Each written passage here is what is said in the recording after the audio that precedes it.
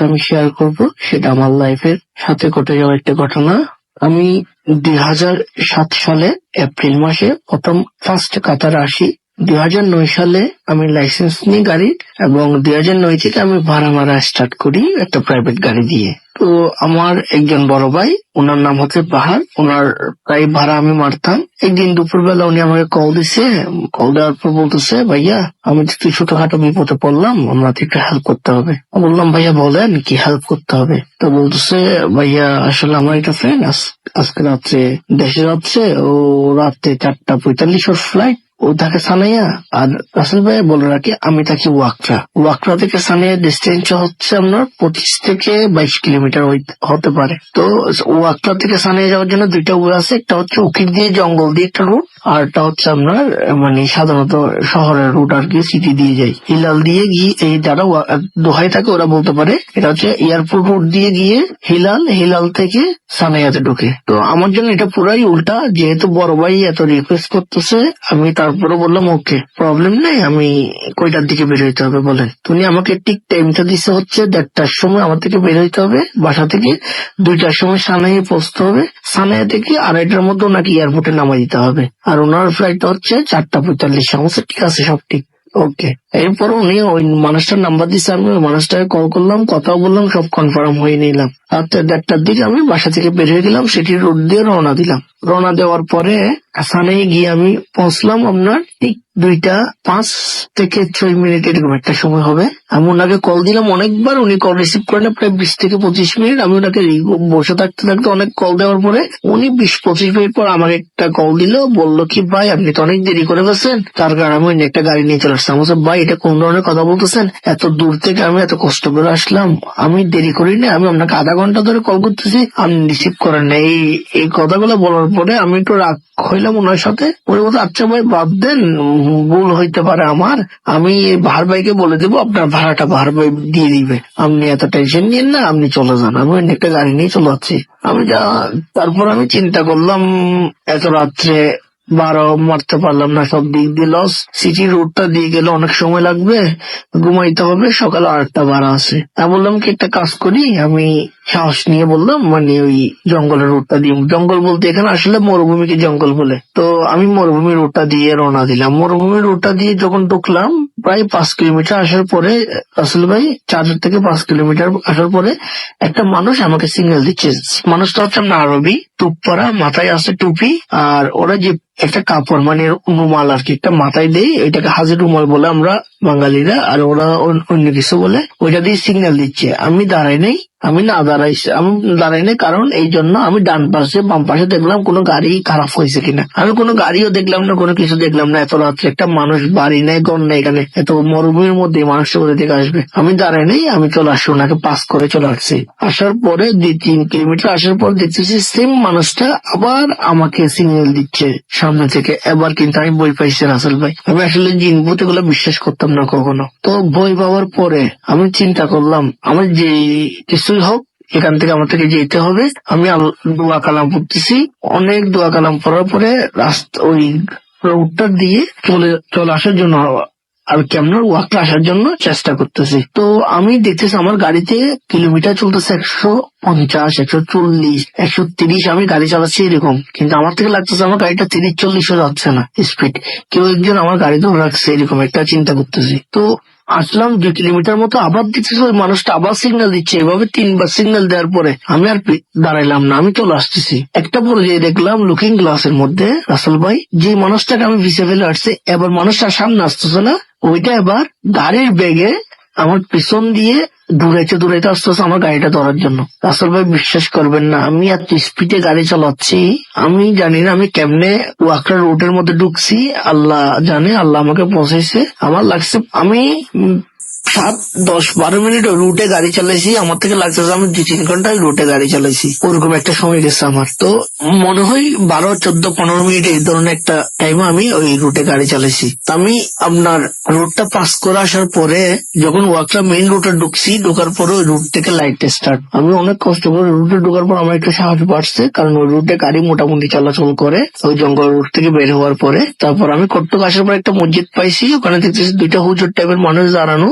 আমি গাড়িটা দাঁড়াই, আমি ওখানে দাঁড়াই, ওখানে একটা পানির কুলার।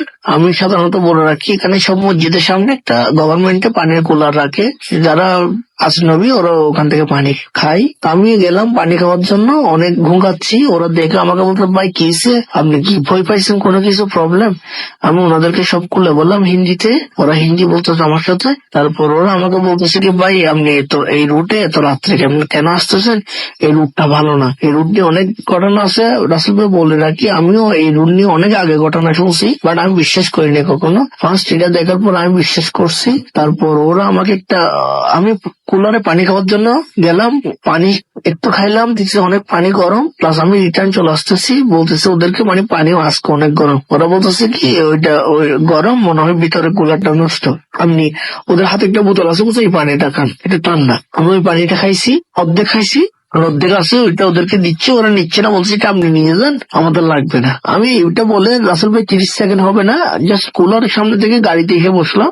বসার পরে ওই আদা পানিটাতে একটু পানি মুখে দিয়ে জাস্ট মাথাটা নিচে করে বাম পাশে তাকালাম। ওই যে দুইটা মানুষ 30 সেকেন্ড আগে আমাকে বোতল দিছে, ওরা 30 সেকেন্ডের মধ্যেও দাও। রাসেল ভাই বিশ্বাস করবেন না, তখন তো আমি মরি অবস্থা। আমি কিসের উপরে গাড়ি গ্লাস বন্ধ করে গাড়ি গ্লাস বন্ধ করে টেনে তাড়াতাড়ি করে বাসায় আসলাম, অনেক কষ্ট করে। বাসায় আসার পরে আমার দরজা খুলে মাথা করে পড়ে গেছে। আমার ফ্রেন্ডরা আবার শুনে ঘুম থেকে উঠে বলতেছে কিসে। তো আমাকে মাথায় পানি টানি ঢালার পরে তাদেরকে সবকিছু বললাম। বলার পরে তারা সবকিছু বলতেছে কি, নেক্সট টাইম তুই রাত্রে আর ভাড়া মারবি না, আর ভাড়া মারলে ওই রুট দিয়ে যাতে কোনো সময় আপ ডাউন না করিস, ওই রুটটা ভালো না। জানাস না, রুট নিয়ে অনেক কাহিনী, অনেক মানুষ আসলে ওই রুটে অনেক গাড়ি অ্যাক্সিডেন্টে মানুষ মারা গেছে রাত্রে, ওরকম ওই রুট নিয়ে অনেক কাহিনী আছে, অনেক ঘটনা আছে ওই রুট নিয়ে। আরবিরা ওই রুটের ঘটনা জানে। তো রাসেল ভাই, এই হচ্ছে আমার ঘটনা, আর আপনারা সবাই আমার জন্য দোয়া করবেন। সালাম আলাইকুম।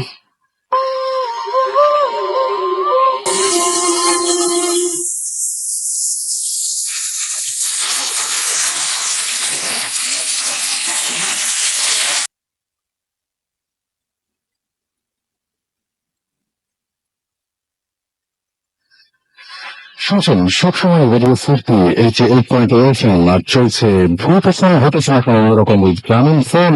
আমি রাস্তায় আছি আপনার সাথে। আমার সাথে রয়েছেন মাসুম, আমার সাথে রয়েছেন আমাদের টেকনিক্যাল হেড শিবাশীর ধর, এছাড়া রয়েছেন গুলানি, এছাড়া রয়েছেন আমাদের স্টুডিওতে অনিয়া এবং মিশু, আর সাথে রয়েছেন এলাকাবাসী। এলাকাবাসীদের নাম একটু পরে বলছি। তার আগে জানাবো কিভাবে আমাদের এসএমএস করতে হবে। আমাদের এসএমএস করতে হলে মোবাইলের মেসেজ অপশনে গিয়ে টাইপ করুন 58 স্পেস দিয়ে লিখুন আপনার নাম, স্পেস দিয়ে আপনার মেসেজ 9840 নাম্বার। যারা আমাদের ইমেল করতে চান, আমাদের ইমেল অ্যাড্রেসটি হচ্ছে voicefm@radio40.fm, which is BHWFM@RADIOFOFM। আপনার নাম, ঠিকানা এবং ফোন নাম্বার সহ আপনার জীবনে ঘটে যাওয়া আপনার জানা সেরা ঘটনাটি পাঠিয়ে দিয়ে আমাদের কাছে। ঘটনা শুরু অবশ্যই উল্লেখ করুন যে আপনি স্টুডিওতে এসে সরাসরি ঘটনা শেয়ার করতে চান, নাকি আপনি চান যে আপনার ঘটনাটা আমরা প্রদর্শনায়। আর যারা দেশের বাইরে রয়েছেন তারা ঘটনার নাম উঠে সরাসরি রেকর্ড করে মোবাইল বা অন্য কোনো ডিভাইস দিয়ে রেকর্ড করে সরাসরি অডিও ক্লিপ দিয়ে পাঠিয়ে দিন আমাদের কাছে। আপনার ঘটনা সিলেক্ট করে ডেফিনেটলি আমরা সেটা প্লে করবো সত্যিতে। এবং যারা ফেসবুকে কানেক্টেড থাকতে চান তারা চলে যান www.facebook.com/radio40। বলতে সময় রাত 1:29 আমরা রয়েছি 7টা বটতলায়, যার দক্ষিণ পূর্ব পাশে শ্মশান, অর্থাৎ দক্ষিণ পূর্ব কর্নারের শ্মশান। এবং আমরা যেখানে রয়েছে সেখানে প্রচন্ড সাপের উপদ্রব, এবং সেখানে কার্বনিক অ্যাসিডের নাকি কোনো কাজ হয় না। আমরা দেখা যাক কি হয়। এবং যারা ঘুরে দেখছেন এবং ভাবছেন যারা কিছুক্ষণের মধ্যে ঘুমিয়ে পড়বেন, তাদের ঘুমটা একটু ভাঙিয়ে দিই, কারণ আমাদের আজকে এপিসোডটি 2টার পরেও কিন্তু চলবে। আপনাদের বহুদিনের যে প্রত্যাশা ছিল যে ভূত এফএম ঢাকার বাইরে থেকে হোক, কোন হন্টেড প্লেস থেকে হোক, আজকে আমরা সেরকম একটা জায়গায় রয়েছে যে জায়গার প্রচুর বদনাম। সেই 7টা বটতলা থেকে আমরা সরাসরি সম্প্রচার করছি ভূত এফএম। আপনারা সবাই আমাদের সঙ্গে রয়েছেন। শুধু আপনাদেরকে অনেক ধন্যবাদ যারা এসএমএস পাঠাচ্ছেন, আপনাদেরকে অনেক ধন্যবাদ যারা ইমেল করছেন, তাদেরকে অনেক ধন্যবাদ যারা ফেসবুকে কানেক্টেড রয়েছেন, তাদেরকে অনেক ধন্যবাদ যারা কিছুই করছেন শুধু ভূত এফএমের সঙ্গে রয়েছেন, তাদেরকে অনেক ধন্যবাদ যারা আমাদের জন্য অনেক শুভ কামনা নিয়ে ঘুমিয়ে গেছেন, তাদেরকে অনেক ধন্যবাদ।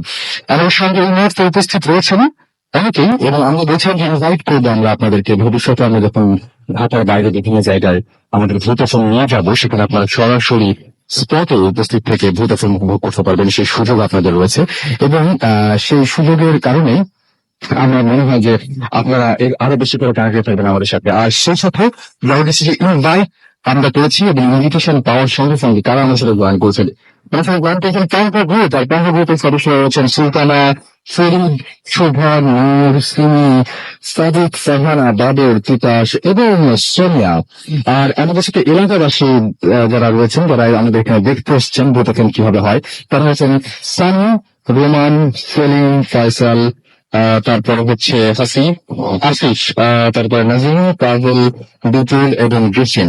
একটা সময় যখন মনে হচ্ছিল যে ভূতের সময় আজকে বোধহয় হবেই না, আমাদের চলে যেতে হবে, এরকম তার ঘটনা ঘটার পরে আর এখন সেই সময়টার সাথে অনেক ফারাক। এখন ঘড়িতে সময় রাত 1:31। আমরা অলরেডি অনেকগুলো ঘটনা শুনে এসছি আপনাদেরকে, অলরেডি আমরা একটা অডিও ক্লিপ প্লে করেছি আপনাদের জন্য, অলরেডি আমরা কিছু বিজ্ঞাপন ব্রেক নিচ্ছি অফকোর্স।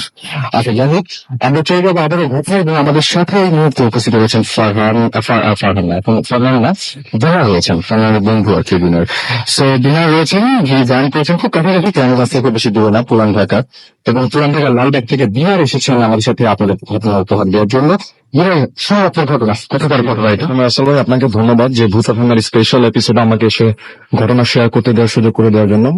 তো আসলে আমি প্রথমে যে ঘটনাটি শেয়ার করছি, আমি মাসখানেক আগে সামির নামের একজন ভদ্রলোকের কাছ থেকে শুনি। তো ওনার বাসা হচ্ছে পুরনো ঢাকার বংশাল এলাকায়, পেশা হচ্ছেন একজন মোটরসাইকেল মেকানিক। ওকে, আমি সরাসরি তার ঘটনা চলে যাই রাসেল ভাই। জি প্লিজ। তো ঘটনাটি হচ্ছে 2001 সালের দিকে। তখন উনি ঢাকা মেডিকেল কলেজের অ্যাম্বুলেন্স চালাতেন। তো উনি বিভিন্ন সময় ঢাকা মেডিকেল কলেজের বিভিন্ন লাশ অথবা বিভিন্ন যাত্রী পরিবহন করতেন, রোগী পরিবহন করতেন সেই গাড়িতে, অ্যাম্বুলেন্সে করে। তো রাসেল ভাই, এরকম একদিন সময় উনি সন্ধ্যার সময় ওনার এলাকায় বসেছিলেন চায়ের একটা দোকানে। তো উনি আর ওনার সেই অ্যাম্বুলেন্সের একজন হেল্পার, তো ঠিক ওই রকম সময় একজন বৃদ্ধ লোক এবং একজন বৃদ্ধ মহিলা এসে তার সামনে কান্নাকাটি করতে থাকেন। তো ওই সময় উনি সেই বৃদ্ধ লোক এবং বৃদ্ধ মহিলা থেকে জিজ্ঞেস করেন যে তারা কেন কান্না করতেছেন। আচ্ছা, তখন সে বৃদ্ধ লোক এবং সে বৃদ্ধ মহিলাটি তাকে যেটা বলেন যে সেটা হচ্ছে তাদের এক ছেলে আছে ঢাকা শহরে এবং সে কিছুক্ষণ আগে মারা গেছে। ওনারা চাচ্ছে যে সেই লাশটাকে তারা গ্রামে নিয়ে খবর দিবে। তো গ্রামে নিয়ে যাওয়ার মতো যে অ্যাম্বুলেন্স খরচ সেটা তাদের ছিল না। তো এটা শোনার পর ওনার একটু মায়া হয়। তো উনি যেটা বলেন যে ঠিক আছে, আপনাদের কখন সেই লাশ নিয়ে যেতে হবে। ওনারা বলে যে আমরা চাচ্ছি আজকে রাতে সেই লাশটা ঢাকা থেকে নোয়াখালীতে নিয়ে যাবো। আচ্ছা, তো উনি বলেন যে ঠিক আছে, আপনারা আপনাদের লাশ নিয়ে আসেন। তো উনি এই ফাঁকে উনি ওনার অ্যাম্বুলেন্স যেটা ছিল সেটাকে নিয়ে আসেন। আচ্ছা, তো অ্যাম্বুলেন্স নিয়ে আসার পর তারা যথারীতি সেই লাশটাকে সেই অ্যাম্বুলেন্সের ভিতরে ঢুকায়। তো সঙ্গে উনি ছিলেন সেই স্বামীর ভদ্রলোক উনি, এবং ওনার সাথে ওনার হেল্পার যিনি ছিল সে ছিল তাদের সাথে। তো তারা ঢাকা থেকে যখন 11টা বাজে, ঠিক 11টা 11:30 ওই রকম সময় তারা নোয়াখালীর উদ্দেশ্যে রওনা হন। তো ওনারা যথারীতি রাতের বেলা যেরকম স্পিডে গাড়িগুলো যেতে থাকে, ঠিক ওরকম একটা স্পিডে গাড়ি চালানো শুরু করেন। ঠিক আছে, ওরকম একটা সময় ওনারা যখন কুমিল্লা পার হয়ে যান, ঠিক ওরকম একটা সময় উনি যেটা লক্ষ্য করলেন যে মূল সড়কে কালভার্ট নির্মাণের কাজ চলার কারণে মূল সড়কটি সাময়িকভাবে বন্ধ ছিল। আচ্ছা, এবং ঠিক তার পাশ দিয়ে আরেকটা ভালো একটি বাইপাস সড়ক করা হয়েছিল যে মূল সড়ক থেকে আবার ওঠার জন্য। তো ওনারা ঠিক সে বাইপাস সেই সড়কে দিয়ে গাড়িটাকে নামিয়ে আবার মূল সড়কের উপরে উঠায়। তো একটা সময় যেটা হয় রাসেল ভাই, সেই কালভারটা ক্রস করার পর ঠিক 2 কি 3 মিনিট পর্যন্ত সময় গাড়িটা রাস্তা চলার পর উনি যেটা ফিল করেন সেটা হচ্ছে যে একটি মানে স্টপ গাড়িকে যদি মানে চেনে থাকা গাড়িকে যদি 15-20 জন লোক দুই পাশ থেকে ধাক্কাধাক্কি করেন, ওরকম সময় গাড়িটা ঠিক যেভাবে দুলতে থাকবে, ঠিক ওরকম সময় গাড়িটা ওইভাবে দুলে উঠলো। তো এটা দেখার পর ওনার খুব ভয় পেয়ে গেছে। সঙ্গে সঙ্গে ওনার গাড়ি ব্রেক করে। তো গাড়ি ব্রেক করার পর ওনার যেটা শুনতে বাজে সেটা হচ্ছে যে পিছনে যে বৃদ্ধ লোক এবং বৃদ্ধ মহিলাটি ছিল লাশের সাথে, তারা দুজনেই কান্না করতেছেন। তো তারা যথারীতি গাড়ি থেকে বের হয়ে পিছনে গিয়ে যেটা দেখে, তো আসলে তাদের অ্যাম্বুলেন্স যেটা ছিল সেটা পিছনে যে ব্যাক ডোর যেটা ছিল সেটা ছিল না। আচ্ছা, ওনারা পিছনে গিয়ে যেটা দেখে সেটা খুবই অবাক করে একটা দৃশ্য ছিল যে সে বৃদ্ধ লোক এবং সে বৃদ্ধ মহিলাটি গাড়ির ভিতরে বসে কান্না করতেছে এবং গাড়ির ভিতরে যে তারা দুজন মিলে যে লাশটা ভরেছে ঢাকা থেকে, লাশটি সে গাড়ির ভিতরে নেই। এবং এটা দেখার পর সেই লাশটা নেই। দেখার পর রাসেল ভাই, স্বামীর যে ভদ্রলোক ছিলেন উনি খুবই ভয় পেয়ে যান। তো উনি কি করবেন কিছু বুঝে উঠতে পারতেছিলেন না। তো এই দিকে সেই লাশটার সাথে যে বাবা মা ছিল তার বৃদ্ধ বয়স এবং বৃদ্ধ মহিলাটি, তারা খুব কান্নাকাটি শুরু করলেন। তো তাদের কিছুই করার ছিল না ওইরকম সময়। তো উনি এর আগেও সেই অ্যাম্বুলেন্সে করে অনেক লাশ পরিবহন করেছেন। তো কোনোদিনও তার সাথে এরকম কোনো ঘটনা ঘটেনি, সেটাই তার ফার্স্ট এক্সপিরিয়েন্স ছিল। তো ওনারা তখন কিছুক্ষণ সেখানে খোঁজাখুঁজি করা শুরু করেন। ওনাদের গাড়িতে টর্চ ছিল। তো প্রায় 15-20 মিনিট তারা সেখানে খোঁজাখুঁজি করেন, কিন্তু সেখানে মানে লাশ পাওয়া যাচ্ছিল না। তো তখন উনি জাস্ট একটু চিন্তা করেন যে উনি ঠিক 2 কি 3 মিনিট পূর্বে যে একটি কালভার্ট ক্রস করে আসছেন, তো সেখানকার যে বাইপাস সড়কটা ছিল সেটা মূল সড়ক থেকে একটু ঢালু ছিল। তো উনি মনে মনে ভাবেন যে হয়তো লাশটা সেখানে পড়ে থাকতে পারে। কিন্তু উনি এটাও শিওর ছিলেন যে সেই রাস্তাটা বাইপাস সড়কটা তত বেশি ঢালু ছিল না যে অ্যাম্বুলেন্সের ভিতর থেকে সেই রাস্তা সেখানে পড়ে যাবে।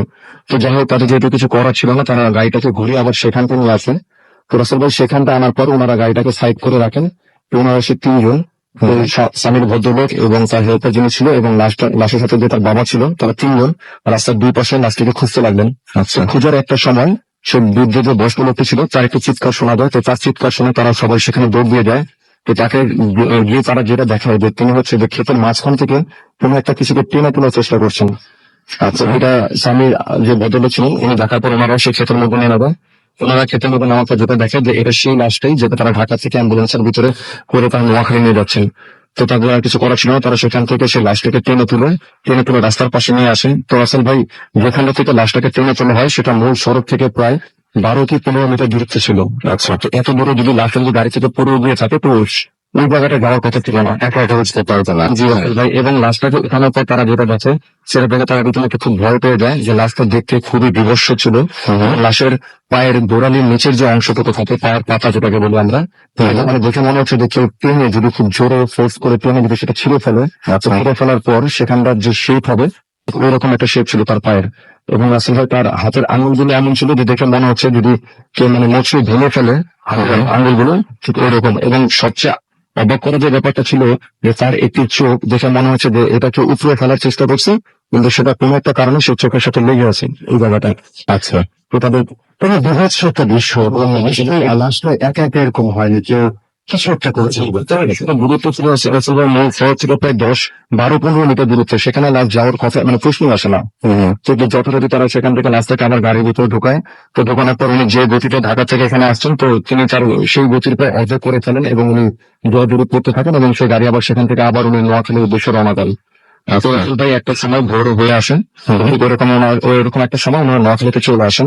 নোয়াখালীতে চলে আসার পর যে গ্রামে সে লাশটি নিয়ে যাওয়া হচ্ছিল, ওই গ্রামে যাওয়ার পর তো যে বৃদ্ধ যে লোকটি ছিল, তো উনি একটা বাসার সামনে যাওয়ার পর সেই স্বামীর ভদ্রলোককে বলতেছিল যে গাড়িটা ওখানে থামান, আমাদের বাসা এটা। তো বাসা দেখার পর উনি গাড়ি সেখানে ব্রেক করেন। তো ব্রেক করার পর তখন প্রায় 5:30-6টা এরকম সময় পাবে। তো ওনারা সেখানে লাশটা গাড়ি থেকে নামান। তো নামানোর পর উনি স্বামী যে ভদ্রলোক ছিলেন উনি যেটা লক্ষ্য করেন যে উনি যে বাসাটার সামনে গাড়িটা ব্রেক করেছেন এবং যে বাসার কথা বলা হচ্ছে সে বাসাটিকে দেখে মনে হচ্ছে যে এটা বহু বছর ধরে মানে এই বাসায় কেউ থাকে না, এবং বাসাটি ছিল খুবই জরাজীর্ণ একটি বাসা। তো যাই হোক, তারা যেহেতু বলে এটা তাদের বাসা, তারা সেখানে লাশটিকে নামে সেখান থেকে চলে আসে। চলে আসার পর তারা একটু বাজারের দিকে আসেন। তো বাজারের দিকে যখন তারা আসেন, তারা দেখতেছিল যে মোটামুটি দোকানপাট তখন খুলতে শুরু করেছে। তো এরকম একটা সময় তারা সেখানকার একটু হোটেলের ভিতরে যায় নাস্তা করার জন্য। তো নাস্তা করার একটা ফাঁকে তারা হাত মুখ ধুয়ে নাস্তা করে সেখানে। তো স্বামীর যে ভদ্রলোক ছিল তাকে সেই হোটেলের মেসিয়ার যে ছিল সে বিরোধ করতেছিল যে আপনারা এত সকালবেলা এখানে কোথা থেকে এসছেন। তো উনি তাদেরকে যেটা বলে, সে মেসিয়ারটা যেটা বলে যে আমরা এরকম ঢাকা থেকে একটু লাশ নিয়ে এসেছি এখানে।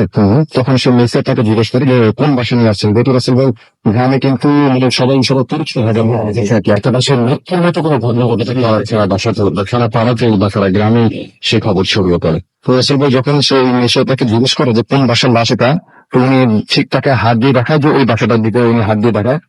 এটা দেখার পর তো মিস্টার খুব অবাক হয়। তো মিস্টার বলে যে ওই বাসার লাশ হয় কিভাবে? তখন উনি বলে যে জি, আমরা ওই বাসায় সেই লাশটাকে রেখে আসছি। তখন ওই মিস্টার তাকে যেটা বলে যে ওই বাসার যে ওনার ছিল রাসেল ভাই, সেই ওনার একজন বৃদ্ধ লোক ছিল এবং উনি আর ওনার ওয়াইফ এবং ওনার ছেলে, ওনারা প্রায় 2001-এর ঘটনা, তারও প্রায় 7-8 বছর আগে তারা ঢাকা থেকে সে নোয়াখালী ফেরার সময় রোড অ্যাক্সিডেন্টে তারা মারা যায়। 1 বছর আগের ঘটনা। জি রাসেল ভাই, যে মানুষটা মারা যায় তারই লাশ নিয়ে এসেছিল। জি রাসেল ভাই, তো এটা শোনার পর উনি মোটামুটি বুঝে যান যে ওনার সাথে সারা রাত কি ঘটেছে। উনি সেটা তার হেল্পারকে সেই ঘটনার বলেন। তো উনি যথারীতি সেখান থেকে সব প্রসঙ্গ এড়িয়ে উনি নাস্তা শেষ করে ঢাকার উদ্দেশ্যে আবার রওনা হন। আরেকটা অবাক করার ব্যাপার ছিল, যখন ওনারা নোয়াখালী থেকে ঢাকার উদ্দেশ্যে রওনা হন, ওনারা যখন কুমিল্লা শহরের মধ্যে চলে আসে, তো ঠিক তখনই তারা যখন একটা ব্রেক নেয় সেখানে, তো ওই স্বামীর ভদ্রলোকের সাথে যে হেল্পার ছিল সে ব্যাপারটা লক্ষ্য করে। তো সে তখন তাকে বলে যে তারা যাওয়ার সময় যে কালভার্টটা দেখেছিল রাস্তার মধ্যে পার হওয়ার পর, সেরকম কোনো কালভার্ট কিন্তু তারা আসার সময় সেখানে দেখতে পায়নি। ওই কালভার্টের কোনো কাজ চলতেছে এবং সেটা কোনো একটা বাইপাস সড়ক রয়েছে। এটা শোনার পর উনি খুব অবাক হন, কারণ উনি গত রাতে সে কালভার্টের সামনে সেখান থেকে সে লাশটা হারিয়ে যায় এবং তিনি সেখান থেকেই সে লাশটাকে আবার গাড়িতে তুলেন। উনি আসার সময় কিন্তু রাসেল ভাই এই ধরনের কোনো কালভার্ট তাদের চোখে পড়ে। এবং রাসেল ভাই উনি যখন ঢাকায় চলে আসেন, ঠিক তারপর থেকে উনি সেই অ্যাম্বুলেন্স চালানোর পেশা ছেড়ে দেন এবং উনি রাসেল ভাই বর্তমানে সেই বংশন এলাকাতেই মানে মোটরসাইকেল মেকানিকের কাজ করেন, তো কারো যদি মানে ঘটনা সম্পর্কে সত্যতা যাচাই করা দরকার পড়ে তাহলে তার সাথে গিয়ে তারা সেই বংশের এলাকা তার সাথে গিয়ে যোগাযোগ করতে পারে। হ্যাঁ, definitely আমরা যারা সন্দেহ প্রকাশ করেন বিভিন্ন ঘটনা নিয়ে, আমরা সবসময় বলি যে ভূত আছে না, আমরা সত্যি ঘটনা প্রচার করি, এবং যাদের সন্দেহ থাকবে তাদেরকে আমরা বলি তারা হচ্ছে আরো বেশি রকমের কিউরিয়াস, সো অবশ্যই অ্যাপ্রিসিয়েট করার মতো একটা ব্যাপার। আপনার এই এটাকে আমরা গুণে বলবো আর কি, সুতরাং আপনারা অবশ্যই চেক করে ফেলতে পারেন, তাহলে আপনার বিশ্বাস করতে অনেক সুবিধা হবে, ঘটনা নিয়ে আপনার ভাবতে অনেক সুবিধা হবে, আপনার অনুভব করতে অনেক সুবিধা হবে। আমরা চলে যাবো বাবা ভাইয়ের কাছে মাঝখানে একটু, তা আমরা কিছু এসএমএস করে ফেলতে চাই, এবং আমি দেখতে পাচ্ছি যে আমাদের ফেসবুকে কিন্তু বেশ অনেকেই লিখছেন। আমাদেরকে নীলাঞ্জনা নীলা লিখেছেন, this is my first comment, এবং বেস্ট অফ লাক ভূতাফান। আমাদেরকে লিখেছেন অ্যাঞ্জেল আয়েশা যে আজ প্রথম কমেন্ট করছি ভূতাফান, একটু আজব লাগছে সব মিলিয়ে ভয়ঙ্কর, থ্যাংক ইউ সো মাচ। আমাদেরকে জিসু হোসাইন লিখেছেন যে অনেকদিন পর তিনি ভূতাফান শুনছেন, ভালো লাগছে, এবং সবচেয়ে ভালো লাগছে যে আমরা কোনো একটা জায়গায় ওপেন স্পেস থেকে ভোকেশন করছি, অথবা ঢাকার বাইরে চলে এসেছি, স্টুডিওর মধ্যে আমরা নাই, সেটা ভাই বাইরে নিয়ে প্রচন্ড কষ্ট পাচ্ছি, এটা হচ্ছে মুশকিল। আমাদেরকে এখানে এসএমএস করেছেন দেখতে পাচ্ছি স্বপ্ন বিলাসী রিয়ান, এবং আমাদেরকে তিনি বলছেন যে রাসেল ভাই একটা সেলফি তুলে পোস্ট করুন ভাই, সেলফি, ও মাই গড। আচ্ছা, আমাদেরকে লিখেছেন যে লাইফটা বোরিং হলো ভূতাফান রকিং, লিখেছেন MMR সাইফ। এছাড়া মারুফ হাসান আমাদের এসএমএস করেছে, এখানে কমেন্ট করেছেন, এবং তিনি বলছেন যে শিরাম হচ্ছে, খুলনা থেকে তিনি শুনছেন। আমাদেরকে দেখতে পাচ্ছি রেহান লিখেছেন যে আজকের স্টোরি গুলো অসম। আমাদেরকে এছাড়াও দেখতে পাচ্ছি আমাদেরকে আইস, আচ্ছা আমাদেরকে এছাড়াও এসএমএস এখানে কমেন্ট করেছেন আরো অনেকে, দেখতে পাচ্ছি পালতলা নৌকা বলেছেন প্লিজ অ্যাড মি। আমাদেরকে বিল, আচ্ছা আমাদেরকে এছাড়াও দেখতে পাচ্ছি রানি লিখেছেন যে রাসেল ভাই তিনি আরো ভয় চাচ্ছেন। আমাদেরকে লিখেছেন জুবাইর শাহিদ শিকদার, তিনি বলছেন তিনি কেরানীগঞ্জ থেকে আমাদের সঙ্গে রয়েছেন। এছাড়াও আমাদেরকে বলছেন যে বাবু ভাইয়ের ঘটনার জোর সহ এটা লিখেছেন হচ্ছে সুনীল খাতুন। এছাড়াও আমাদেরকে কমেন্ট করেছেন, দেখতে পাচ্ছি যে আমাদেরকে দেখতে পাচ্ছি যে মাইনুল ইসলাম অনেক, এবং আমাদের তিনি বলছেন যে এর পরবর্তীতে সাউন্ড কোয়ালিটি আরো ভালো চাই। ইনশাল্লাহ আজকে থেকে শুরু হলো, পরবর্তীতে আরো অনেক কিছু রয়েছে, এবং পরবর্তীতে সরাসরি আপনারা উপস্থিত থাকবেন, একসাথে হেডফোন সাউন্ড এবং সরাসরি লাইভ সাউন্ড দুটোই শুনতে পারবেন। সেজন্য আপনাকে কি করতে হবে, সেজন্য আপনাকে করতে হবে ভোটে কানেক্টেড থাকতে হবে। তাহলে আমাদেরকে লিখেছেন লিখেছেন চরণ ভূতাফান 88.0 আমাদেরকে শুক্রবার হলে ভূতাফান ছাড়া কিছু ভাবতে পারি না, ভূতাফান রক্স লিখেছেন শাহিন। এছাড়াও আমি দেখতে পাচ্ছি, আচ্ছা আমি একটা নাম বলতে ভুলে গিয়েছিলাম, ঠিক আছে, আমাদের এখানে কিন্তু টেকনিক্যাল সাপোর্ট দিচ্ছেন শাহিন আমাদের সঙ্গে রয়েছেন। একটা বিরাট টিম নিয়ে আমরা এখানে এসেছি। কিন্তু আমাদেরকে সাকিব লিখেছেন যে ঘটনাগুলো শোনার পর তার কোনো সমস্যা হবে না তো, আমি কি জানি ভাই, ঘটনা শোনার দায়িত্ব আমার, আর ঘটনাটা মানে শোনানোর দায়িত্ব আমার, শোনার দায়িত্ব পুরোপুরি আপনার, দায়িত্ব রেসপন্সিবিলিটি ফেলতে হবে। আচ্ছা, আমাদের দেখতে পাচ্ছি এছাড়াও লিখেছেন জিবাত, ভয় লাগছে তার কাছে, তিনি রাজশাহী থেকে এসএমএসটা করেছেন। আমাদেরকে মোহাম্মদ মনিরুজ্জামান শেরপুর থেকে এসএমএস পাঠিয়েছেন, এবং তিনি বলছেন এখন লোডশেডিং হচ্ছে, এবং এই গরমের মধ্যে তিনি ভূতাফান শুনছেন, এবং তার কাছে অন্যরকম একটা লাগছে। রিপোর আমাদের শেরপুর থেকে এসএমএস করেছেন, এবং তিনি বলছেন ভাই নাইস শো।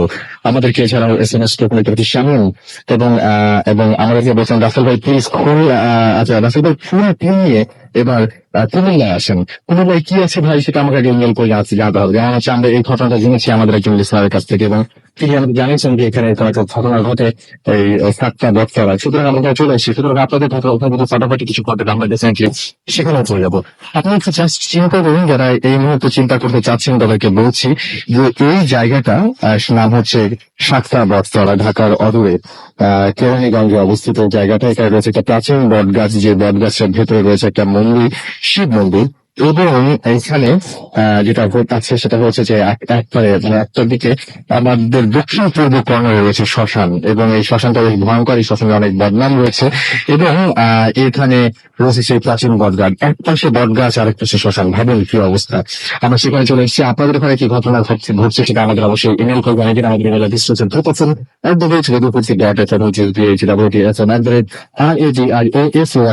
আপনার নাম ঠিকানা এবং ফোন নম্বর আপনার জীবনে ঘটে যাওয়া সেরা ঘটনাটি তাকে দিন আমাদের কাছে। আপনারা আমাদেরকে এই সমস্ত মোবাইলের মেসেজ ওখানে টাইপ করুন 48 স্পেস দিয়ে আপনার নাম, স্পেস দিয়ে আপনার মেসেজ, আমাদের 940 নাম্বারে চলে যান। ঘটনায় এই মুহূর্তে আমরা যাবো বাবু ভাইয়ের কাছে এবং বাবু ভাইয়ের কিছু ঘটনা বলবেন, তার জীবনে ঘটে যাওয়া কিছু ঘটনা। এই ঘটনাগুলো কোথায় একটু যদি আমাকে বলতেন। এই ঘটনাটা হচ্ছে রাসূল ভাই নীলফামারী এলাকার। ঘটনাটা আমার সাথে শেয়ার করেছেন কুসুম মুস্তাকিম নামে একজন। ঘটনা শুরু করবো প্লিজ? আচ্ছা, এই ঘটনাটা কুসুম মুস্তাকিম বলেছে। ওরা নীলফামারীতে আপনার শিফট করে আপনার কুমিল্লা ডিস্ট্রিক্ট থেকে, এবং তার বাবা চাকরির সুবাদে ওখানে যায়। যাওয়ার পরে ওখানে ওঠে, ওখানে একটা বাসা ওরা পায়, যে বাচ্চাটা ওরা মানে ভাড়া করে আর কি, রেন্টে নেয়। তো যখন ও নিতে যায়, বাসাটা বেশ পুরনো ছিল, বাসাটার আপনার ভেতরের যে ইন্টেরিয়রও খুব ভালো ছিল না, এবং এর আগে কোনো মানে চ্যানেল ওরা ওখানে পায়নি থাকার জন্য। তো এরকম একটা বাসা নেয়, নেওয়ার পরে চিন্তা করে যেহেতু বাসা পাচ্ছিল না, বেতন ভাড়ায়, হ্যাঁ যদি এবং বাসার ভেতর মানে ওই বাসাটা বেশ খালি ছিল আর কি। মানে এই অবস্থায় বাসা পাওয়াটা ওদের জন্য মানে একে ওদের জন্য খুব সুবিধা হয়, বাট ভেতরের লিভেবল এনভায়রনমেন্টটা খুব একটা ভালো না। আচ্ছা, তো বাসাটা যখন ওরা ওঠে, ফার্স্ট রাত্রি যখন ওঠে, তখন রাতের বেলায় এই কুসুম শুনতে পায় যে বাসার মানে একদম কর্নারে যেখানে নাকি আপনার বাথরুম আছে, ওখানে কেউ চিৎকার করে রাতের বেলা। আচ্ছা, মনে হচ্ছে যে মানে কেউ চিৎকার চেঁচামেচি করছে আর কি। এবং এর মধ্যে একজনের চিৎকার হচ্ছে আপনার খুব আর কি, কাউকে আঘাত করলে যেরকম চিৎকার করে সেরকম আর কি। আচ্ছা, একটা মেয়ে কণ্ঠ চিৎকার। তো শুনে সে মানে খুব চিন্তা করে যে আমি শুয়ে আছি, পাশে আমার ভাই শোয়া আরেকটা বিছানায়, ছোট ভাই। ওরও তো এই শব্দটা পাওয়ার কথা, বাট ও শুনছে না কেন। তো ও উঠে যে ওর ভাইকে বলে যে শুনতে পাচ্ছিস সেরকম চিৎকার হচ্ছে? ভাই বলে না, আমি কিছু শুনতে পাই না। বলে এখন শুনতে পাচ্ছিস না? বলে না, এখন শুনতে পাই না। তো ওর কাছে খুব অবাক লাগে জিনিসটা, যে যখন ভাইয়ের সাথে কথা বলছে তখন কিন্তু চিৎকারটা আসতে মানে আর শোনা যায়নি আর কি। তো শুয়ে থাকে কিছুক্ষণের মধ্যে আবার সেই আপনার চিৎকার ওর কানে আছে, এবং সে মানে সব ভয়ে মানে গুটি সুটি মেরে লেপ মুড়ি দিয়ে শুয়ে পড়ে। তো যাক, এভাবে প্রথম রাত কেটে যায়। পরের রাতে আর চিৎকার শোনে না। তবে ওই বাচ্চার মধ্যে সবচেয়ে আশ্চর্য ব্যাপার যেটা ছিল, যে বাচ্চার ওই টেম্পারেচার আপ ডাউন করছে, যেটা স্বাভাবিক হয়। হ্যাঁ, মানে আপনার যখন নাকি তখন যে সময়টা ছিল তখন ছিল আপনার শীতকাল। শীতকালে ওখানে বেশ আলাদা একটা উষ্ণ ভাব ছিল, ভেতরে গরম একটা ভাব, ঠান্ডার মধ্যে গরম একটা অনুভূতি বাসার মধ্যে হতো, যে গায়ের মধ্যে কোনো লেপ্ত দূরের কথা কাঁথাও রাখা যেত না। কিন্তু ওই জায়গাটা কিন্তু বেশ শীত প্রধান অঞ্চল, মানে আপনার মানে তার শীতই লাগার কথা আর কি, নর্মালি গরম লাগার কোনো কারণই নেই। এবং পুরোনো বাড়ি আপনার পলেস্টারা আরো বেশি শীত লাগে, ওখানে আরো ঠান্ডা সেরকম না, বরং উষ্ণ একটা পরিবেশ। তো যাক, এবং ও যেটা ফিল করে যে জাস্ট তার রুমই না এটা, সরি তার রুমটাতেই এই টেম্পারেচারের হেডফেক্টটা, মানে বাইরে কথা লাইক মনে হয় এয়ার কন্ডিশন একটা ওয়েদার, যে রুমটার মধ্যে গরম, রুম থেকে বেরোলে ঠান্ডা, এখানকার মতো অবস্থা। হ্যাঁ এখানকার মতো অবস্থা, ওকে এখানকার মতো অবস্থা। তো এরকম অবস্থায় সে যখন বেরিয়ে যায়, মানে রুম থেকে যখন ডাইনিং স্পেসে যে অঞ্চলটা, এবং পুরোনো বাড়ি বেশ বড় একটা আপনার ডাইনিং স্পেসের মতো, তো ওখানে যখন যায় সে ফিল করে যে রুমের যত কর্নারে যায় তত মানে ঠান্ডাটা আরো বেশি। আচ্ছা, তো স্বাভাবিক মনে করে যে ওখানে হয়তো জানলা আছে, জানলা থেকে বাতাস আসে, এটা স্বাভাবিক হতেই পারে। তো এরকম ভাবে 2-4টা দিন এরকম কেটে যায়।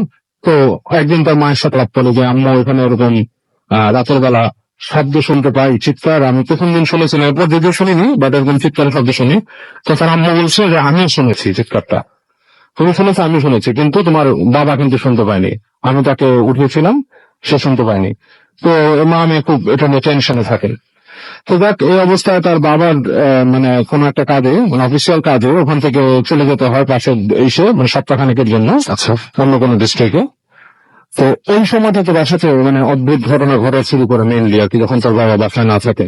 যেটা হচ্ছে, প্রথম সমস্যা যেটা হয় যে একদিন ওর মা বাথরুমে যে প্রচন্ড ভয় পায় এবং চিৎকার করে ওঠে, এবং চিৎকারের শব্দে কুসুম ছুটে যে কি হচ্ছে মায়ের, দেখে যে মা আপনার পড়ে আছে পাশে, মানে মানে দেয়ালের সাথে পিঠ থেকে পড়ে আছে মাটিতে।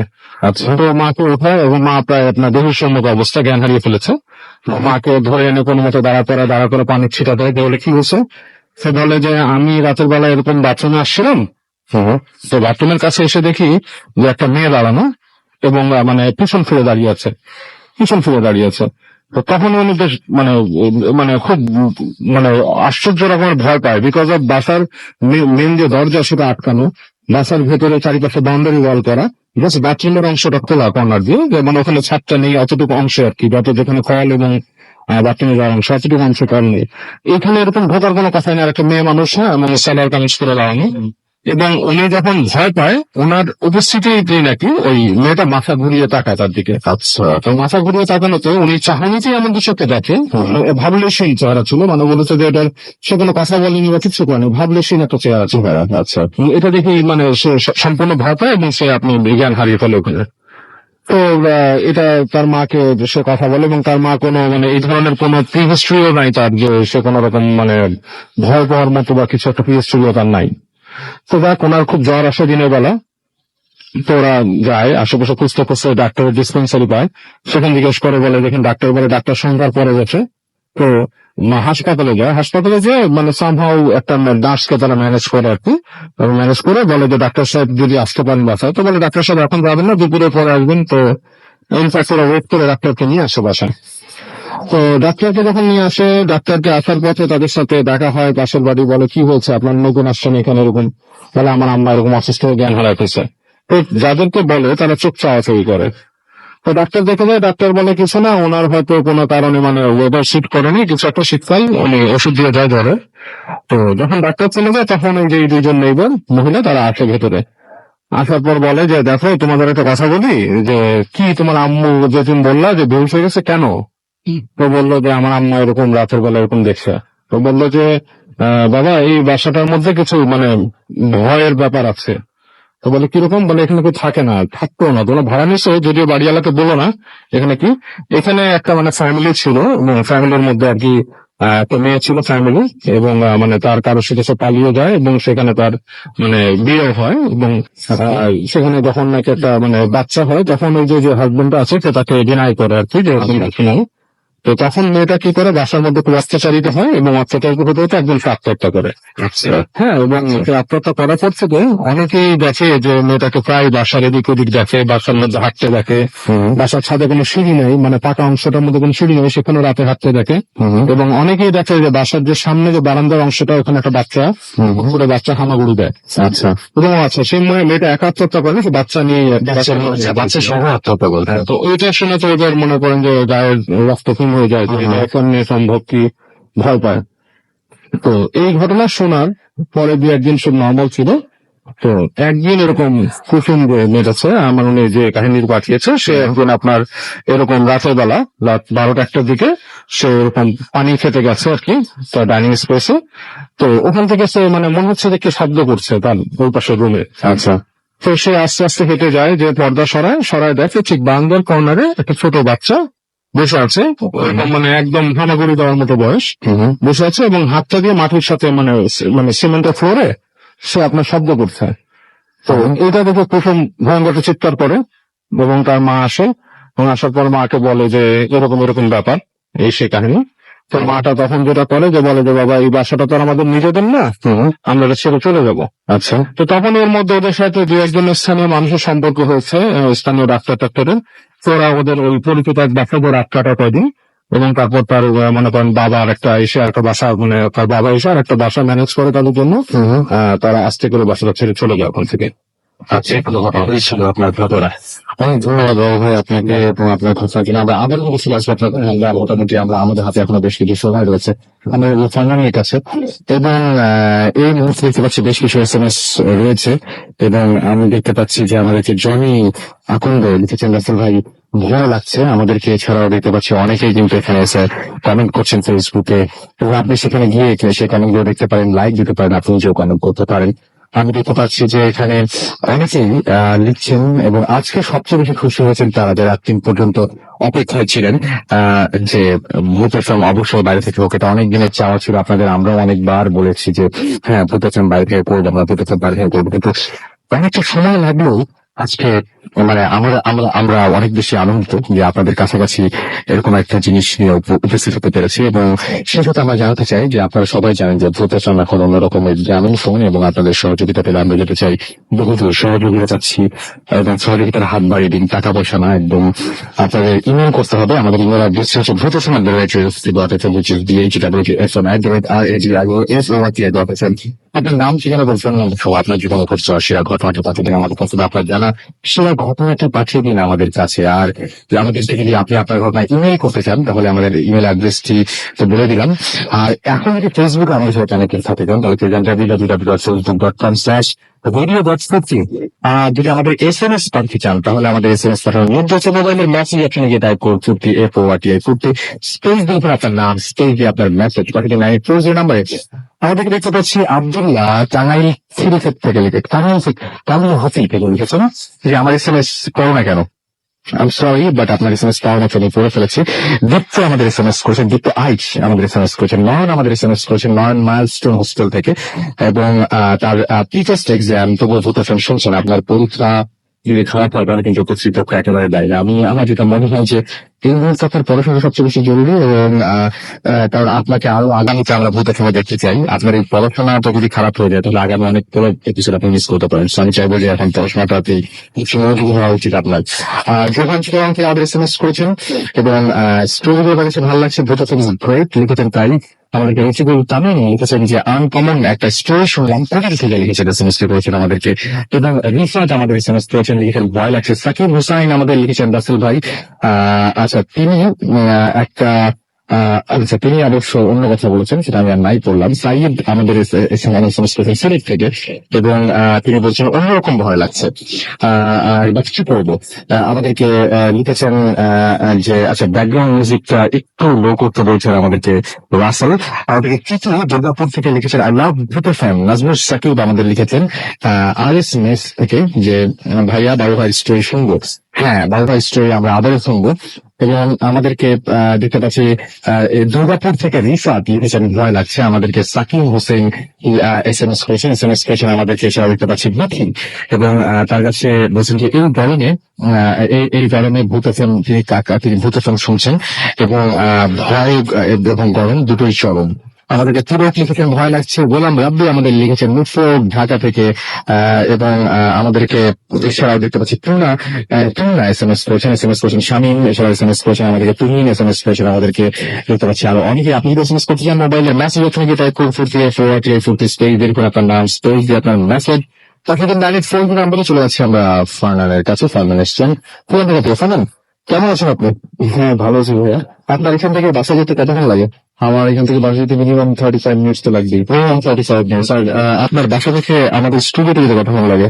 আর বাসা থেকে স্টুডিও প্রায় 2.5 আওয়ার্স তো লাগবে। 2.5 আওয়ার্স। তার মানে বোঝেন যে কত কষ্ট করে স্টুডিও থেকে আজকে তো ফারনানের এলাকার মোটামুটি আমরা চলে আসছি। সো ফারনান এই জায়গাটা অবশ্য ফারনান খুব সাহসী, আমি অবশ্য এতটা সাহসী ভাবো না। ফারনানের বাসায় অনেক কাণ্ড ঘটে, আপনারা সবাই জানেন। বাট আজকে যখন আমরা এই এলাকায় পৌঁছাই তখন পুরো লাইট টাইট সবকিছু ছাড়াই ফারনান দেখলাম যে বন জঙ্গলে ঘুরে বেড়াচ্ছিলেন, জানো, এলাকার জঙ্গলের মধ্যে ঘুরে বেড়াচ্ছিলেন। এবং মানে আপনি তো মানে কি বলছেন এই দিন ঘটের জন্য তাবিজ দেয়, আপনি কি সাঁতারে ডুবে আসছিলেন সঙ্গে? না না ভাই, আমি আসলে মানে এমনি মানে খুব মানে সাহস ছিল যে দেখি কি হয়, কিছু হবে না, সাহস ছিল। হ্যাঁ, যে কিছু হবে না, তখন সমস্যা হবে না, কর্ম হবে না, কিছু হবে না। এবং এইরকম সাহসী মানুষগুলো ভূতেশন শুনে ভয় পেয়ে ভালো লেগে আমাদের সাথে কানেক্টেড হয়েছে, আমাদের সাথে জড়িয়ে গেছে তাদের জীবনে, এবং এখন চলে যাওয়ার সানরাইজ আছে তার ঘটনা বলবো। আচ্ছা, তারা এই ঘটনাটা কোথাও ঘটেছিল বা কোন জায়গার ঘটনা আপনি এখন বলবেন? কোন ঘটনাটা এক্স্যাক্টলি এই কেরানীগঞ্জেরই কোন একটা জায়গার ঘটনা, সম্ভবত ভাবনার দিকে। এক্সাক্ট প্লেসটা আসলে মানে ঠিক লোকেশনটা এখনো জানতে পারিনি। আচ্ছা, আমি যতদূর শুনেছি ভাবনা নামে একটা জায়গা আছে এখানে, সেখানকার একটা ঘটনা শুনি আমরা ঘটনাটা। আমি ঘটনা চলে যাই। আমাকে এই ঘটনাটা শেয়ার করে সাইম নামের একজন, এবং ওর বাসা হচ্ছে কেরানীগঞ্জেরই ম্যাক্রোজবাগ নামক একটা জায়গায়। আচ্ছা, আপনারা হয়তো অনেকেই চিনে থাকবেন জায়গাটা। তো ও আমাকে ঘটনাটা শেয়ার করে, এবং এই ঘটনাটা এই কেরানীগঞ্জেরই কোন একটা লোকেশনের ঘটনা হবে, আমি ঠিক জানি না, সম্ভবত ভাবনার দিকে হতে পারে। মানে আমরা যেখানে ঘটনাগুলো বলছি সেখানকারই ঘটনা। বলেছিলাম না যে সামনে এলাকাবাসী এখানকার। হ্যাঁ, এলাকাবাসী। হ্যাঁ হ্যাঁ, রাইট। তো আমি ঘটনা চলে যাই। সেটা হচ্ছে যে সাইম আমাকে যে ঘটনাটা বলে যে একবার ওর এক কাজিন ঢাকার বাইরে থেকে একবার ঘুরতে আসে কেরানীগঞ্জে, প্রায় কয়েকদিন ওদের সাথেই থাকে। এবং যেটা হয় যে একদিন রাত্রে ওরা সাইম, ওর কাজিন এবং ও নিজে, মানে সাইম, ওর কাজিন এবং ওর এক ফ্রেন্ড, ওরা তিনজন একদিন বসে রাত্রে আড্ডা দিচ্ছিল এবং ওরা হঠাৎ করে ওর কাজিন একবার বলে উঠলো যে আজকে একটা কাজ করা যায়, যে অ্যাডভেঞ্চার করা যায়, যে আমরা রাত্রে কোন একটা জায়গায় যাব এবং সেখানে গিয়ে কোন একটা হন্টেড প্লেস যদি থেকে থাকে সেখানে ঘুরে ভূত দেখার চেষ্টা করবো, ভূত দেখবো আজকে। তো এরকম কথাটা শোনার পরে সাইম যেটা বলে যে হ্যাঁ ঠিক আছে, এরকম অনেক জায়গায় আছে কেরানীগঞ্জে যেখানে মানে হন্টেড অনেক খালি জায়গা পড়ে আছে, অনেক বড় বড় প্রান্তর, তো ওখানে গিয়ে আমরা ঘুরে আসতে পারি, তো বেটার হবে। তো সাইম যেটা সাজেস্ট করলো ওদের যে আমরা এক কাজ করতে পারি, আমাদের 2-3টা বাড়ি পরেই আরেকজন সিনিয়র ভাই থাকেন, তো সিনিয়র ভাই কাছে গেলে উনি অনেক লোকেশন আমাদের দিতে পারবেন আসলে কোথায় গেলে মানে এরকম কোন একটা হন্টেড প্লেস পাওয়া যেতে পারে, এরকম কিছু একটা। তো যেই কথা সেই কাজ, তো তিনজনে মিলে সেই যে সিনিয়র ভাই ওনার বাসায় সবাই গেল এবং যাওয়ার পরে যেটা হলো যে সিনিয়র ভাইকে বলা হলো যে ভাই আমরা আসলে মানে আজকে রাত্রে একটা অ্যাডভেঞ্চার করতে চাই, মানে আশেপাশে ঘুরবো, এরকম কোন হন্টেড প্লেস বা এরকম জায়গা যেখানে আমরা ঘুরতে যাই এবং ভূত দেখতে চাই আসলে। তখন ওই সিনিয়র ভাই যেটা বললো যে এই কাজগুলো আসলে করাটা ঠিক হবে না, কারণ এত রাত্রে মানে জিনিসটা বেটার না আসলে, অনেক প্রবলেম হতে পারে। আর এখানে আমি আরেকটা কথা বলবো যে এই যে সিনিয়র ভাইটার কথা যে আমি বলছি, উনি যেটা হচ্ছেন যে ওনার একটু পরিচয় দিতেই হয়। উনি যেটা এক সময় করতেন যে অনেক ধরনের ব্ল্যাক ম্যাজিক উনি পারতেন, এবং আরো যেটা হয় যে অনেক সময় যে বান, কাউকে যেমন বান দেওয়া হয়, চালান করা হয় অন্য, তারপরে এবং সেটাকে ছাড়ানো, বান ছাড়ানো, এরকম অনেক কিছু সে পারতেন এবং এই বিষয়ে অনেক যথেষ্ট পারদর্শী ছিলেন। অথচ সে এখন এই ধরনের কাজের সাথে মানে ভালো কারণে এগুলো করতেন নাকি মানুষের উপকার করতেন? হ্যাঁ, মানুষের উপকার করতেন, মানুষের উপকারটাই বেশি করতেন আর কি। এই বিষয়গুলো সম্পর্কে সে হেল্প করতেন আর কি, যেটা তো বর্তমানে সে এখন এই ধরনের কাজের সাথে জড়িত না। তো উনি অনেক জড়াজড়ি করার পরে উনি যেটা বললেন যে হ্যাঁ আমি তোমাদেরকে আসলে একটা জায়গায় নিয়ে যেতে পারি, কিন্তু তোমাদের কিছু শর্ত মেনে চলতে হবে। এবং সেই শর্তগুলো হচ্ছে যে মানে কোনোভাবে তাকে কোশ্চেন করা যাবে না যে আমরা আসলে কোথায় যাচ্ছি, এবং আর যেটা হচ্ছে যে ওনার পেছন পেছন যেতে হবে এবং কোনো মতেই ভয় পাওয়া চলবে না। আর যদি এই শর্তগুলো মানা যায় তাহলেই সে তাদেরকে সেখানে নিয়ে যাবে। আচ্ছা, তো সবকিছু ঠিক হলো এবং সবাই রাজি হলো, বললো যে হ্যাঁ ভাই আমরা যাবো, কোনো প্রবলেম নেই, আমরা সব আপনার যা যা বলবেন সেটাই শুনবো, কোনো প্রবলেম নেই। আর যেহেতু অ্যাডভেঞ্চার, এখানে ভয় পাওয়ার কিছুই নেই, আমরা একদমই ভয় পাবো না। পরে যেটা করলো যে সবাই একসাথে রওনা হলো এবং ওই সিনিয়র ভাই যেটা করলেন যে বাসার থেকে একটা ছোট পিতলের ছোট কলসের মতো একটা কিছু তার সাথে নিলেন। আচ্ছা, এটা নিয়ে সে সামনের দিকে হাঁটা শুরু করলেন। তো বেশ কিছুক্ষণ হাঁটার পরে ওনাদের যে বাসা থেকে বেশ কিছু দূর হাঁটার পরে যেটা হয় যে একটা মেইন রোড তাদের বাসার মাঝখানে আসে, একটা মেইন রোড যেটা হাইওয়ে মোটামুটি, এবং হাইওয়েতে ঠিক অপর পাশে ছিল 10 গ্রাম কবরস্থান। অনেকেই হয়তো বা চিনে থাকবেন এটা, আজকে মনে হয় এটা নিয়ে কথা হচ্ছিল। অনেক সময় এটাকে নেক্রোজ বা কবরস্থান বলে থাকেন অনেকে। তো এই কবরস্থানের ভিতরে সে চলে যায় এবং যেহেতু উনি আগেই বলেছিলেন যে ওনাকে কোনো কোশ্চেন না করতে, যেমন আমরা আসলে কোথায় যাবো, কেউ ওনাকে কোনো কোশ্চেন করলেন না এবং ওনার পেছন পেছন সবাই সেই কবরস্থানের ভিতরে চলে গেল। আচ্ছা, তো কবরস্থানের ভিতরে যাওয়ার পরে একটা কবর, যে কবরটা বেশ পুরনো ছিল, এবং সেই পুরনো কবরের পাশে সে বসলো, বসে কবরটাকে জিয়ারত করার পরে সেই কবরের থেকে কিছু মাটি নিয়ে সেই কলসটা ভর্তি করলো। আচ্ছা, এবং সেটা করার পরে সে যেটা করলো, তার হাতে একটা পানির বোতল ছিল, সেই পানির বোতলটাকে সূরা জিন 3 বার করে ফু দিল। এবং এই কাজগুলো করার পরে সে যখন উঠে দাঁড়ালো, তখন যে তিনজন ছিলেন, সাইম ছিল, সাইমের কাজিন, ওনারা যেটা জিজ্ঞেস করলেন যে ভাই আপনি এটা কি করলেন আসলে, মানে আমাদের তো একটা হন্টেড প্লেসে যাবার কথা ছিল, আমরা কি কবরস্থান থেকে হন্টেড প্লেসে আসলাম? তখন উনি যেটা বললেন যে সিনিয়র ভাইটা যে বললেন যে আমরা আসলে কবরস্থানটা একটা হন্টেড প্লেস না, আমরা এখানে জাস্ট আসছি একটা কাজের জন্য, এবং এখানে জাস্ট আসছি আমরা যে জায়গাটাতে যাব সেই জায়গাটার জন্য প্রোটেকশনের জন্য, এবং এখান থেকে এই কবরের মাটি এবং এই পানি মানে সূরা পড়া পানিটা সাথে থাকবে আমাদের, এবং এটা হচ্ছে আমাদের একটা প্রোটেকশন। আচ্ছা, আর কিছুই না। এটা বলে সে হাঁটা ধরলো। সাইমের কাজিন এবং ওর যে ফ্রেন্ড এবং যে সিনিয়র ভাই, তারা একসাথে পিছন পিছন হাঁটছিল, প্রায় অনেকক্ষণ তারা একসাথে হাঁটলো, এবং তখন ঘড়িতে রাত 10:30 বেজে গেছে। তারপরে আরো ঘন্টা খানিক সেই গ্রামের পথ ধরে হাঁটলো, মাঝখানে গ্রামের সেই রাস্তা এবং আশেপাশে হয়তোবা ছোট ছোট পুরো একটা চা সিগারেটের দোকান, ছোট ছোট বাড়িঘর সবকিছু দেখা যাচ্ছিল।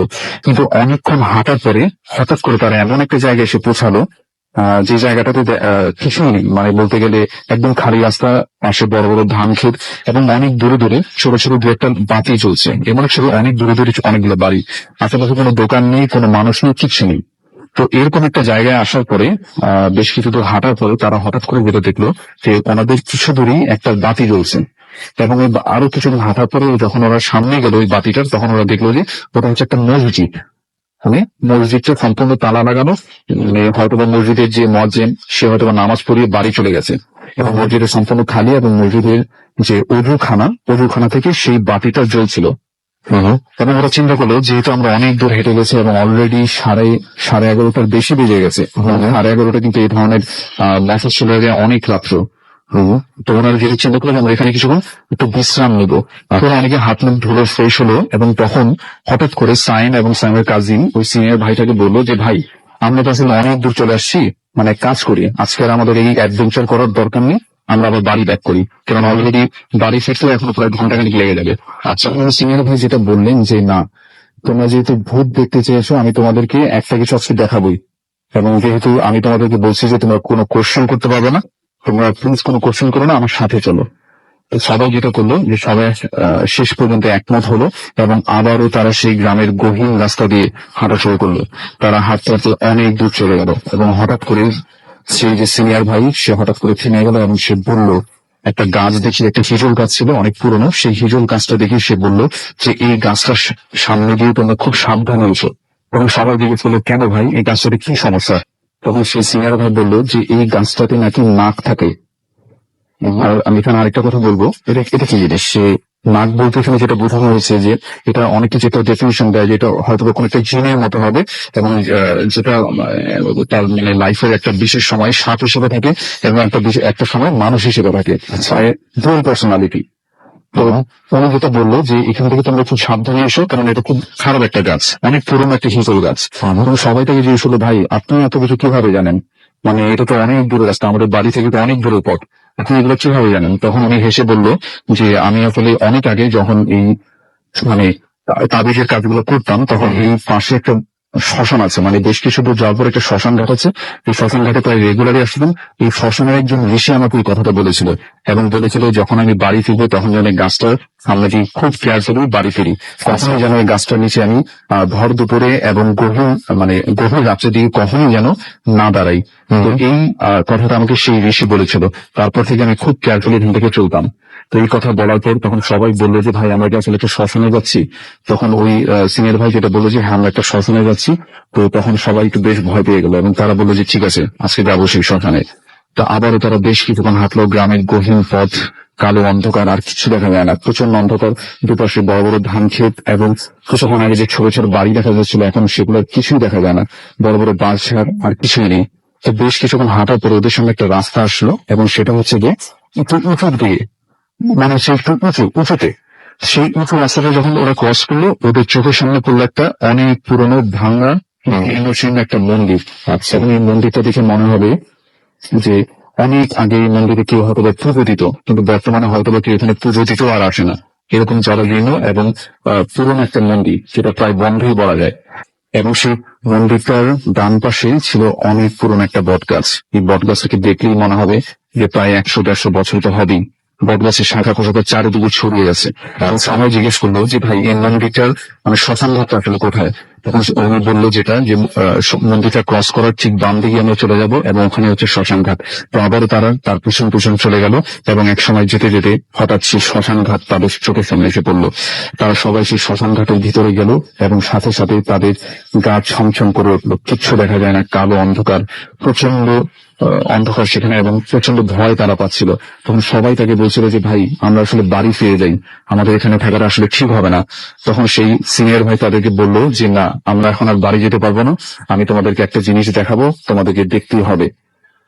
এবং এই কথা বলার পর যে সিনিয়র ভাই উনি যেটা করলেন, শ্মশান ঘাটের একটা জায়গায় সবাইকে বসতে বললেন, এবং বসার পর উনি যেটা করলেন যে শ্মশান ঘাটের যে মাটি সেখানে একটা সার্কেল আঁকলেন, এবং সাথে সাথে উনি যেটা করলেন যে সার্কেলের দুপাশ দিয়ে দুটা ক্রস চিহ্ন আঁকলেন, মানে কাঁটা চিহ্নের মতো, এবং ক্রস চিহ্নের চারপাশে চারটা যে কোণা ছিল, চারজনকে বললেন যে তোমরা এই চার কোণায় বসো, এবং আমি যেটা বলবো সেটা তোমরা করবা। মানে আঁকে, এবং উনি যেটা বলে যে তোমরা কোন অবস্থাতে আমরা সবাই আমাদের সবার হাত ধরে রাখবো, এবং কোন অবস্থাতেই আমাদের এই হাত যেন আমরা না ছাড়ি, কেননা যেই হাত ছাড়বো তারই বিপদ হবে এবং তার মৃত্যু পর্যন্ত হতে পারে। আচ্ছা, তো আমি যেটা বলবো তোমাদেরকে সেটা শুনতে হবে এবং তোমরা কখনোই হাত ছাড়বে না। অনেক সময় যেটা দেখা যেতে পারে যে হঠাৎ করে অনেক পরিচিত কেউ কারো পণ্য সব পিছন দিয়ে মানে ডাকতে পারে, ভয়ানক কিছু শব্দ শুনতে পারে, এক্ষেত্রে তোমরা কখনো কারো হাত ছাড়বে না। তো যেই কথা সেই কাজ। তো সে সবার হাত ধরলো, সবাই যার যার হাত ধরলো এবং সে হঠাৎ করে বিড় করে কি জানি বলা শুরু করলো এবং সেটা শুনলে মনে হবে কোনো মন্ত্র সে মন্ত্র মানে সে করছে।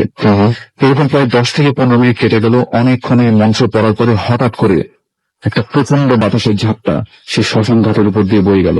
মনে হচ্ছে প্রচন্ড ঝড় বয়ে যাচ্ছে এবং সেই অবস্থাতে সবাই সবার হাত প্রচন্ড জোরে ধরে রেখেছে এবং একটা সময় হঠাৎ করে সেই শ্মশান ঘাটের পেছনে ছিল অনেক পুরনো অনেক বড় একটা বাঁশঝাড় এবং সেই বাঁশঝাড়ের ভিতর থেকে মনে হচ্ছে অনেকগুলো শেয়াল যদি একসাথে ডেকে ওঠে যেরকম ভয়ানক শব্দ শোনাবে, ঠিক সেরকম একটা ভয়ানক শব্দ।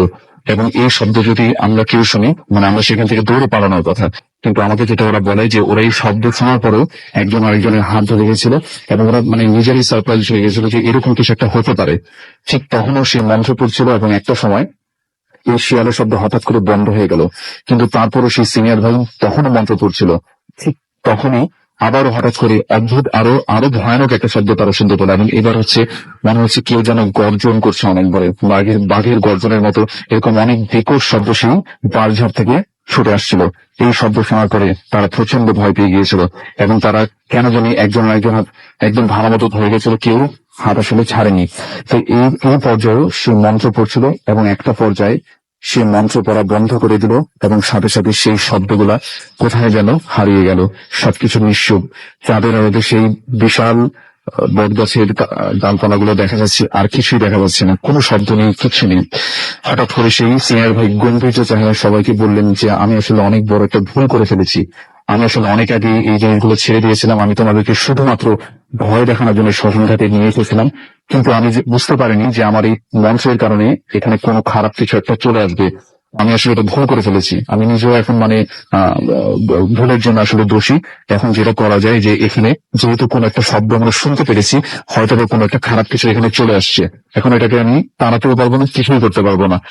তো এই কথা যখন সে বলছিল হঠাৎ করে এক ধরনের একটা শব্দ সে আবার শুনতে পেল এবং সেটা হচ্ছে গড়গড় করে একটা শব্দ। মনে হচ্ছে কেউ গড়গড় করে শব্দ মানে কেউ ডাকছে এবং সেই শব্দটা আসছিল সেই মন্দিরটার সাথে যে বটগাছটা, সেই বটগাছটার সামনে থেকে। তখন সবাই সেই বটগাছটার সামনে গেল এবং সেই ঘন অন্ধকারের মাঝখানে দেখলো যে দুটো লাল চোখ জল করছে এবং সেই অন্ধকারে তারা ভালো মতো দেখলো যে ওটা হচ্ছে একটা কুকুর অনেক জোরে গর্ব শব্দ করে ডাকছে এবং সেই কুকুরটার আকার আকৃতি নর্মাল কুকুরের থেকে অনেক বড় ছিল। এবং তখন যেটা সে করলো সিনিয়র ভাই, ওনার হাতে যে মাটি ছিল কবরস্থান থেকে আনা সেই মাটি এবং সেই পরাপানি সেটাকে সে ছুঁড়ে মারলো এবং মুহূর্তের মধ্যে সেই জিনিসটা ওদের চোখের সামনে 2 থেকে 3 হাত উপরে উঠে গেল এবং সাথে সাথে ধোয়ার কুণ্ডলি পাকিয়ে সেই বট গাছের মধ্যে ভ্যানিশ হয়ে গেল। এই দৃশ্য দেখার সাথে সাথে ওরা এক দৌড়ে সেই শ্মশান ঘাট থেকে বেরিয়ে গেল এবং সেই যে পথ, সেই পথ ধরে আবার হাঁটা শুরু করলো বাড়ি ফেরার উদ্দেশ্যে। যখন তারা সেই সিজুর গাছের সামনে দিয়ে আবার ক্রস করতে যাবে, তখন তারা দূর থেকে দেখলো যে ওখানে কে যেন সাদা কাপড় পরে বসে আছে। তখন ওরা যখন সামনে গেল সেই গাছটা, ওরা দেখলো যে ওখানে একজন বৃদ্ধ বসা, সাদা দাড়িওয়ালা, হাতে ছড়ি নিয়ে বসা এবং অনেক বড় জুব্বা পরা। এখন যেহেতু ওই গাছটাকে ক্রস করে ওদেরকে বাড়ি ফিরতে হবে, ওই গাছটার কাছে যখন তারা গেল, ওই বৃদ্ধ তাদেরকে লক্ষ্য করে বলল যে তোমরা আজকে প্রাণে বেঁচে গিয়েছো, যদি প্রাণ থাকে আর কখনো এই পথে এসো না। সাথে সাথে এই বৃদ্ধ এই কথা বলেই ওই গাছের পিছনে হঠাৎ করে ভ্যানিশ হয়ে গেল এবং তারা বহু কষ্টে শেষ পর্যন্ত তাদের বাড়ি ফিরে আসলো।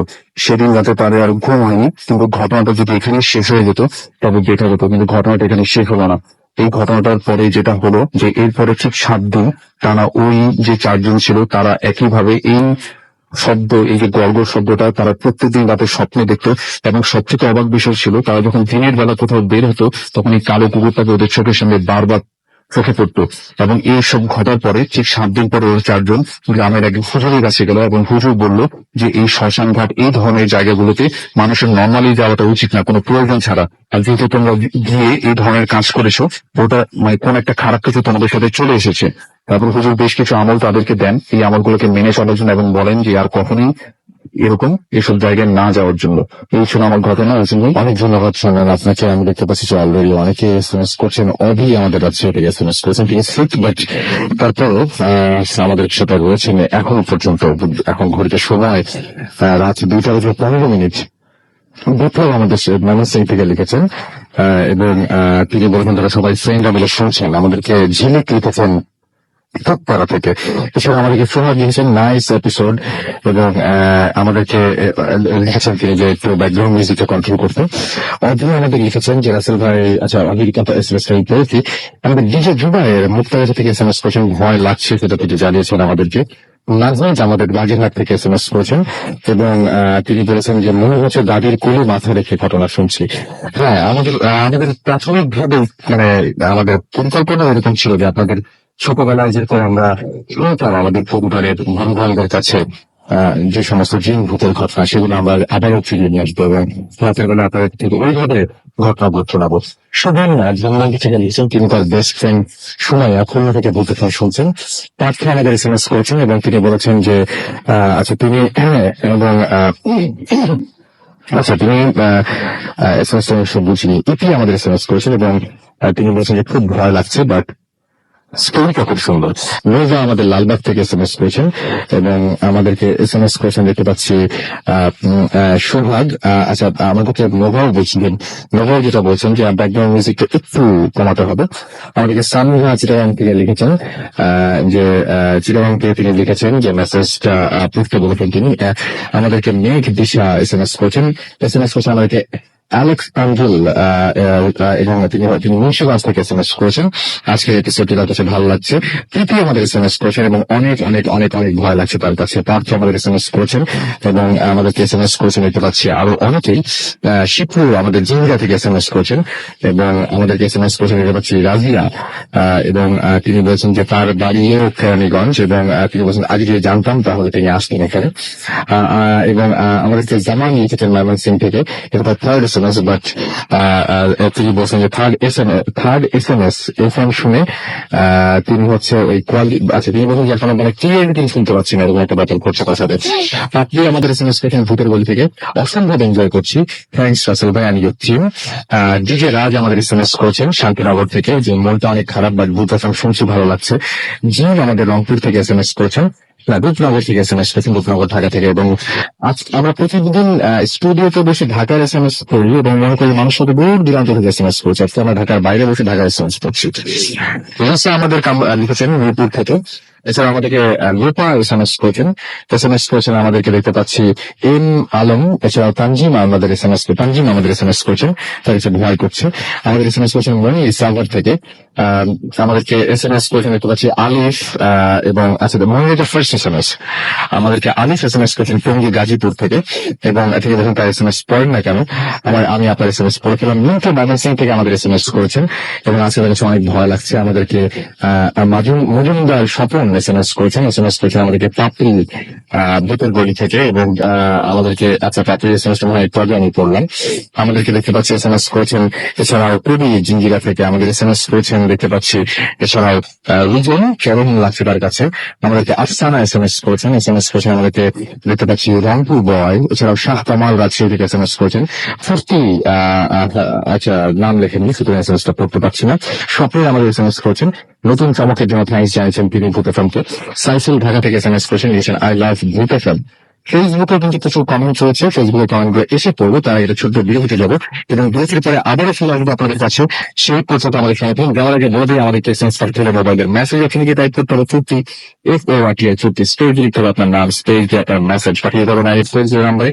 যদি আমাকে ইমেল করতে চান তাহলে আমার জিমেল অ্যাড্রেস হচ্ছে ভূতফম@FORTI.FM আপনার নাম, ঠিকানা এবং ফোন নাম্বার সহ আপনার জীবনে করে যাওয়া সেরা ঘটনাটি পাঠিয়ে দিন আমাদের কাছে। আর যদি আমার সাথে ফেসবুকে কানেক্টেড থাকতে চান তাহলে আমাদের সাথে যদি ফেসবুকে কানেক্টেড থাকতে চান তাহলে আপনি চলে যান www.facebook.com/radio.40। ওখানে দুটো পোস্ট রয়েছে, সেই পোস্ট গুলোকে লাইক দিতে পারেন, কমেন্ট দিতে পারেন, জানাতে পারেন যে আজকে ভূতের ফিল্ম আপনার কেমন লাগছে, ভূতের ফিল্মের কাছে আপনার কি কি প্রত্যাশা রয়েছে সেগুলো আমাদেরকে জানাতে পারেন এবং সেই সাথে আমাদের এই পেজটার সাথে সবসময় কানেক্টেড থাকতে পারেন।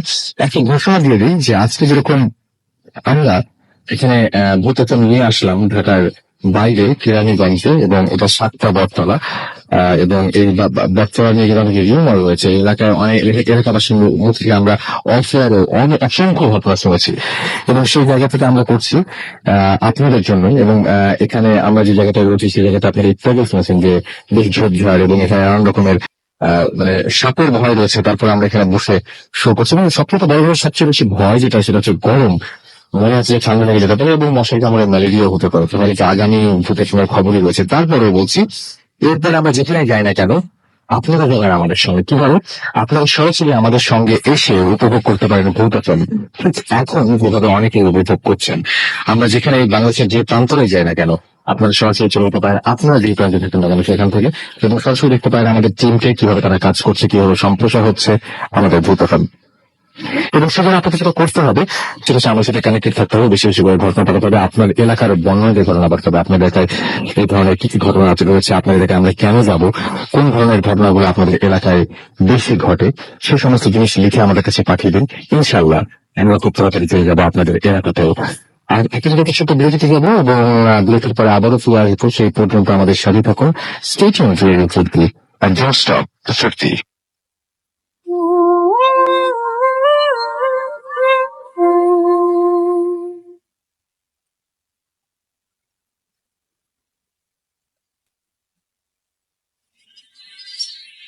আসসালামু আলাইকুম, আমি মাসুদ রানা ফ্রম যশোর ক্যান্টনমেন্ট। হোসেন ভাই, আজকে আমি আমার গ্রামের বাড়িতে ঘটা ঘটনা আপনাদের শেয়ার করছি। তো ঘটনাটি ঘটেছে আমাদের গ্রামের বাড়িতে আমাদের কাজের ছেলে মোজাহেদকে কেন্দ্র করে। তো এই ঘটনাটি ঘটেছে আজ থেকে প্রায় 10-12 বছর আগে। আমি রিসেন্ট ঈদের ছুটিতে গ্রামের বাড়িতে বেড়াতে গিয়েছিলাম। তো মোজাহেদের সাথে আমার খুব ভালো সম্পর্ক। তো আমরা একসাথে বসে গল্প করছিলাম। তো একটা সময় আমরা প্যারানরমাল অ্যাক্টিভিটিস নিয়ে কথাবার্তা শুরু করি। তো তখন ও আমাকে এই ঘটনাটি শেয়ার করে। তো ঘটনাটি আমার প্রচন্ড ভয় লাগে, যার জন্য আজকে ভূতের সামনে শেয়ার করছি। তো আমি যথারীতি আমার শোনা ঘটনায় চলে যাই।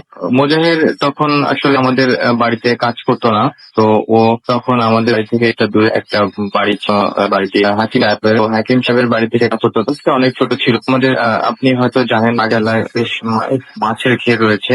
আমাদের এখানে প্রধান বিজনেসটা হচ্ছে চিংড়ি মাছের বিজনেস। তো হাকিম সাহেবেরও এরকম বেশ কিছু মাছের ক্ষেত ছিল, যেখান থেকে সে প্রচুর পরিমাণে মাছ উৎপাদন করতো, চিংড়ি মাছ, এবং বিদেশে রপ্তানি করা হতো। তো এই মাছের চাষের সমস্ত দায়িত্ব ছিল মোজাহেরের উপরে। তার দুটো ক্ষেত ছিল, সে দুটো ক্ষেতে প্রচুর পরিমাণে মাছের চাষ হতো। তো মোজাহের প্রতিদিন তার গাছ ছিল মাছের খাবারটা বাড়ি থেকে নিয়ে ভেড়ে দেওয়া 2 বেলা, সকালে এবং সন্ধ্যায়, এবং ফেরার পথে সে অনেক রকম মাছ ধরতো। মাছ ধরা তার খুব অনেক ভালো একটা নেশা ছিল। তো সে মাছ ধরার জন্য অনেক কিছু তৈরি করতো।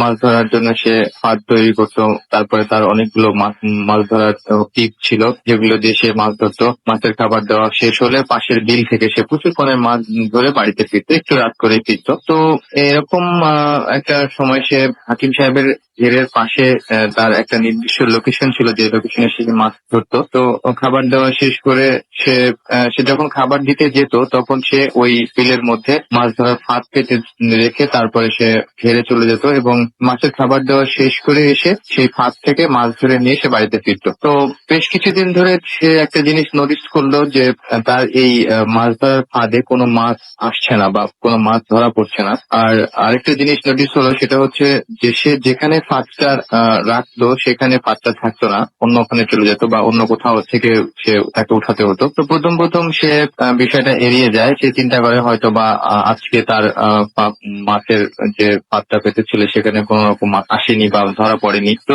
যখন বিষয়টা কন্টিনিউ হওয়া শুরু করলো, তখন তার মধ্যে একটা সন্দেহ কাজ করলো। সে মনে করলো হয়তো বা তার মাছটা চুরি হচ্ছে, বা কেউ তার মাছটা চুরি করে নিয়ে যাচ্ছে। তো সে মনে মনে প্রচন্ড রেগে গেল, এবং যে চোরটা তার মাছ ধরছে সেই চোরটাকে ধরার জন্য সে প্ল্যান করে ফেললো। তো যেদিন ঘটনাটি ঘটলো সেদিন রাতে সে মাছের খাবারটা তৈরি করলো, এবং সে একটু দেরিতেই বাড়ি থেকে বের হলো, কারণ হয়তো চোরটা ধরতে তার সে একটা প্ল্যান করে গেছে, সেই জন্য সে একটু দেরি করলো। খাবারগুলো নিয়ে সে বাড়ি থেকে রওনা হলো। তখন রাত সন্ধ্যা হয়ে গেছে, 7টা 7:30 বেজে গেছে, এরকম একটা সময় সে হাঁড়িটা মাছের খাবার দেয় যে হাঁড়িটাতে, সে হাঁড়িটা মাথায় নিল, এবং এক হাতে একটা বাঁশের লাঠি এবং কিছু মাছ ধরা ফাঁদ নিয়ে সে রওনা রওনা হলো। তো বাড়ি থেকে মাছের ঘের পর্যন্ত যেতে প্রায় 3 কিলোমিটার এই রাস্তাটা তাকে হেঁটে যেতে হয়। তো এই হেঁটে যেতে যেতে তার মিনিমাম 30 থেকে 35 মিনিট সময় লাগে। তো সে চলে গেল, যার যথারীতি সে মাছের ঘেরে পৌঁছে গেল, প্রায় 8টা সাড়ে 8টা নাগাদ মাছের ঘেরে পৌঁছায় এবং যথারীতি সে সেই বিলের মধ্যে মাছ ধরা ফাঁদগুলো রেখে সে মাছের ঘেরের ভিতরে উঠে যায় এবং ওই দিন সে আর মাছের খাবার না দিয়ে সে মাছের ওই ঘেরের উপরে মাচা তৈরি করা, অর্থাৎ বাঁশ দিয়ে ছোট করে বাসা তৈরি করে, যেখানে ওই ঘেরের যারা পাহারা দেয় তারা ওই রাতে ওই বাসাটার মধ্যে ঘুমায়। তো ওইরকম একটা বাসা তৈরি করা ছিল ওই ঘেরের উপরেও। সে ওই ঘেরে খাবার বাসার মধ্যে খাবারটা রেখে সে চুপ করে বসে ছিল। তো বেশ কিছু সময় ওয়েট করলো, অর্থাৎ আপ টু ঘন্টাখানিক সে ওখানে ওয়েট করলো। ওয়েট করার পরে সে চিন্তা করলো যে যেহেতু রাত 9টা বেজে গেছে, তো এখন হয়তো বা কোন একটা সে খুঁজে পাবে। তো সে ঘেরের উপরে যে আল করা থাকে, সে আলের উপর থেকে না হেঁটে ঘেরের আলের নিচ থেকে সে চুপসারে সামনের দিকে আগাতে থাকলো। তো তার হাতে বাঁশের লাঠিটা ছিল। তো একটা সময় সামনে কিছুটা তো যেতেই সে মানে খসখস একটা আওয়াজ শুনতে পেলো। তখন সে বুঝতে পারলো হয়তোবা কেউ আসছে ওখানে বা এসে তার মাছের খাবার মাছটা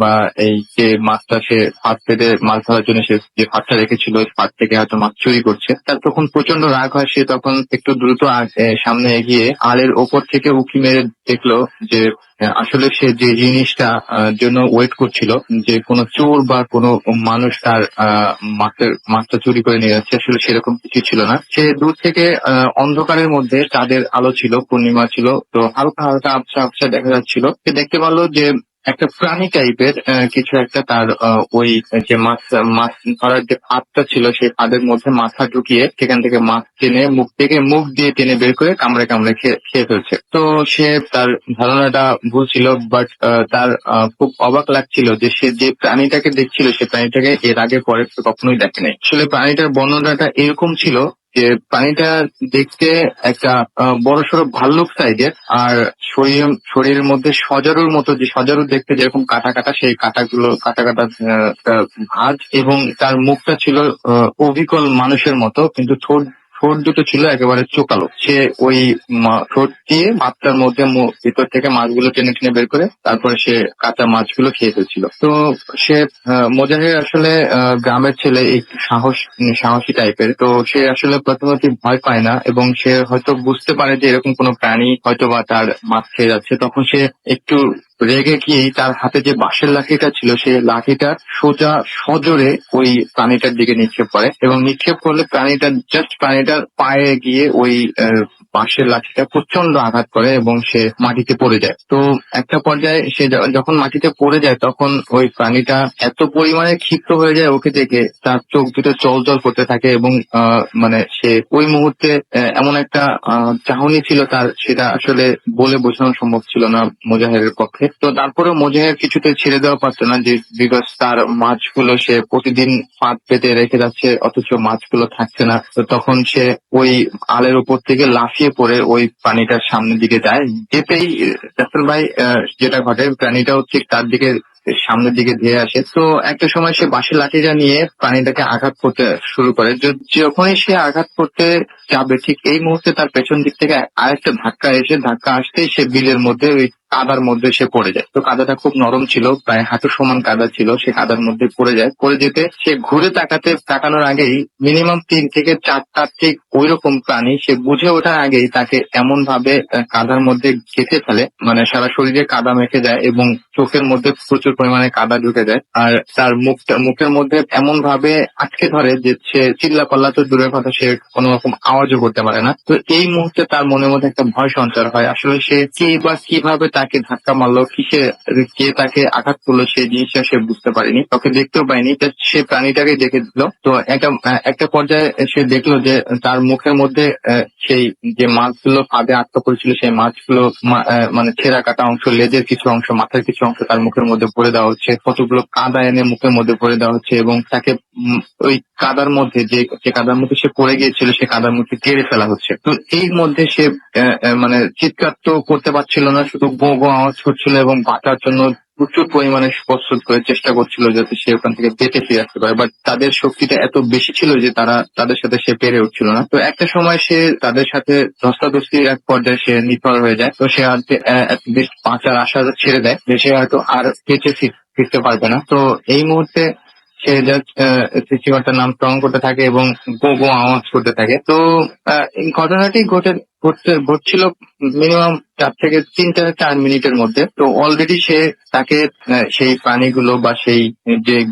জিনিসগুলা ছিল ওখানে তারা তাকে প্রায় বুক অব দি মাঠ কাদার মধ্যে ঘিরে ফেলে। তো এর মধ্যে ওই যে ঘেরের আশেপাশে যে ঘেরগুলো ছিল ওই ঘেরের মধ্যে ওদের ঘেরের পাশের ঘেরেই একটা বাসা ছিল। ওই বাসায় যে মাথা তৈরি করা যে বাসাটা ছিল ওই বাসার মধ্যে ওই ঘেরের পাহারা দেওয়ার জন্য যে লোকটা ছিল ওই লোকটা জাস্ট প্রকৃতির ডাকে সাড়া দেওয়ার জন্য সে বাইরে বের হয়। তো বাইরে বের হতে সে এরকম ওই মোজাহের যে ঘেরের পাশে ছিল অর্থাৎ হাকিম সাহেবের ঘেরের পাশে কেমন একটা খসখস আওয়াজ, যে কাদার মধ্যে ধস্তাধস্তির যে একটা আওয়াজ, সেই আওয়াজটা তার কানে আসে। তো তখন সে বুঝতে পারে হয়তোবা চোর বা কেউ এসে ওখানে এরকম আওয়াজ করছে বা তার সাথে ধস্তাধস্তি হচ্ছে। তো তখন সে টর্চ লাইটটা নেয় এবং বাঁশের লাঠিটা নিয়ে জোরে চিৎকার করতে করতে, চোর চোর বলে চিৎকার করতে করতে ওই ঘেরের দিকে দিয়ে আসে। তো সবার আগে আসে যে আছে তার নাম ছিল বক্কর। সে বক্কর সবার আগে ওখানে গিয়ে পৌঁছায়। তো বক্কর পৌঁছাতেই যে জিনিসটা ফার্স্ট টাইম নোটিস করে দেখে যে মানে সাদা পোশাক পরা কিছু লোক,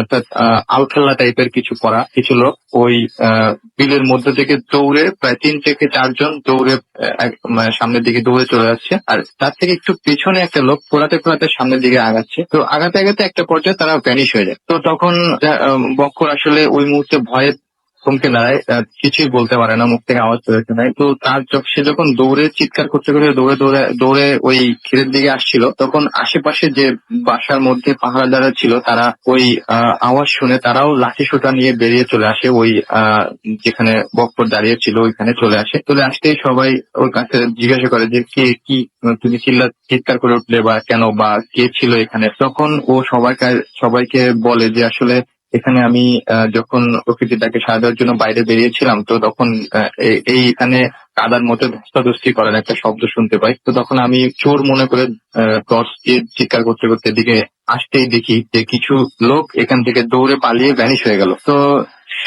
সবাই আসলে তখন বুঝতে পারে যে এটা আসলে কোনো মানুষের কাজ না, এটা হয়তো বা জিন বা অন্য কোনো কিছু। তো তারা আসলে ওই মুহূর্তে বুঝতে পারছিল না যে কিসের সাথে বা কেন কি বিষয়ের সাথে ধস্তাধস্তি হচ্ছিল। তো ওই সময় আসলে মোজাহের একেবারেই সেন্সলেস হয়ে যাওয়ার মতো জাস্ট নিথর হয়ে পড়েছিল। তো টর্চ দিয়ে আশেপাশে দেখা হচ্ছিল, যখন টর্চ দিয়ে দেখা হচ্ছিল আশেপাশে কিছু দেখা যাচ্ছিল না, হঠাৎ করে বক্করের টর্চের আলোতে একটা মানুষের মাথা দেখা যাচ্ছিল। তো তখন বক্কর বিষয়টা নোটিস করে এবং বললে যে আসলে এই জিনিসটা কি, মানুষের মাথার মতো দেখাচ্ছে। তো পুরো মাথাটাই কাদা দিয়ে ঢাকা ছিল, বোঝা যাচ্ছিল না যে একটা মানুষের মাথা, বাট একটা মাথা গোল আকৃতি শেপ এটা দেখা যাচ্ছিল। তো সবাই নিচে নামলো, দৌড়ে নিচে নামার পরে টর্চের আলো ফেলে দেখলো যে এটা আসলে একটা মানুষের মাথা। তখন সবাই একটু ভয় পেয়ে গেল যে আসলে এই মুহূর্তে এখানে মানুষের মাথা কোথা থেকে আসলো। তখন দেখলো যে আসলে মানুষের মাথাটা ওইরকম, কিন্তু মানুষের মাথাটা এটা কেউ না একটা মানুষ, এবং তাকে কাদার মধ্যে কেটে ফেলা হয়েছে। তখন 3-4 জন মিলে, বক্কর সহকারে 3-4 জন মিলে তাকে টেনে ওঠানোর পরে তার মুখের মধ্যে পানি দিয়ে পরিষ্কার করা হয় এবং দেখে যে আসলে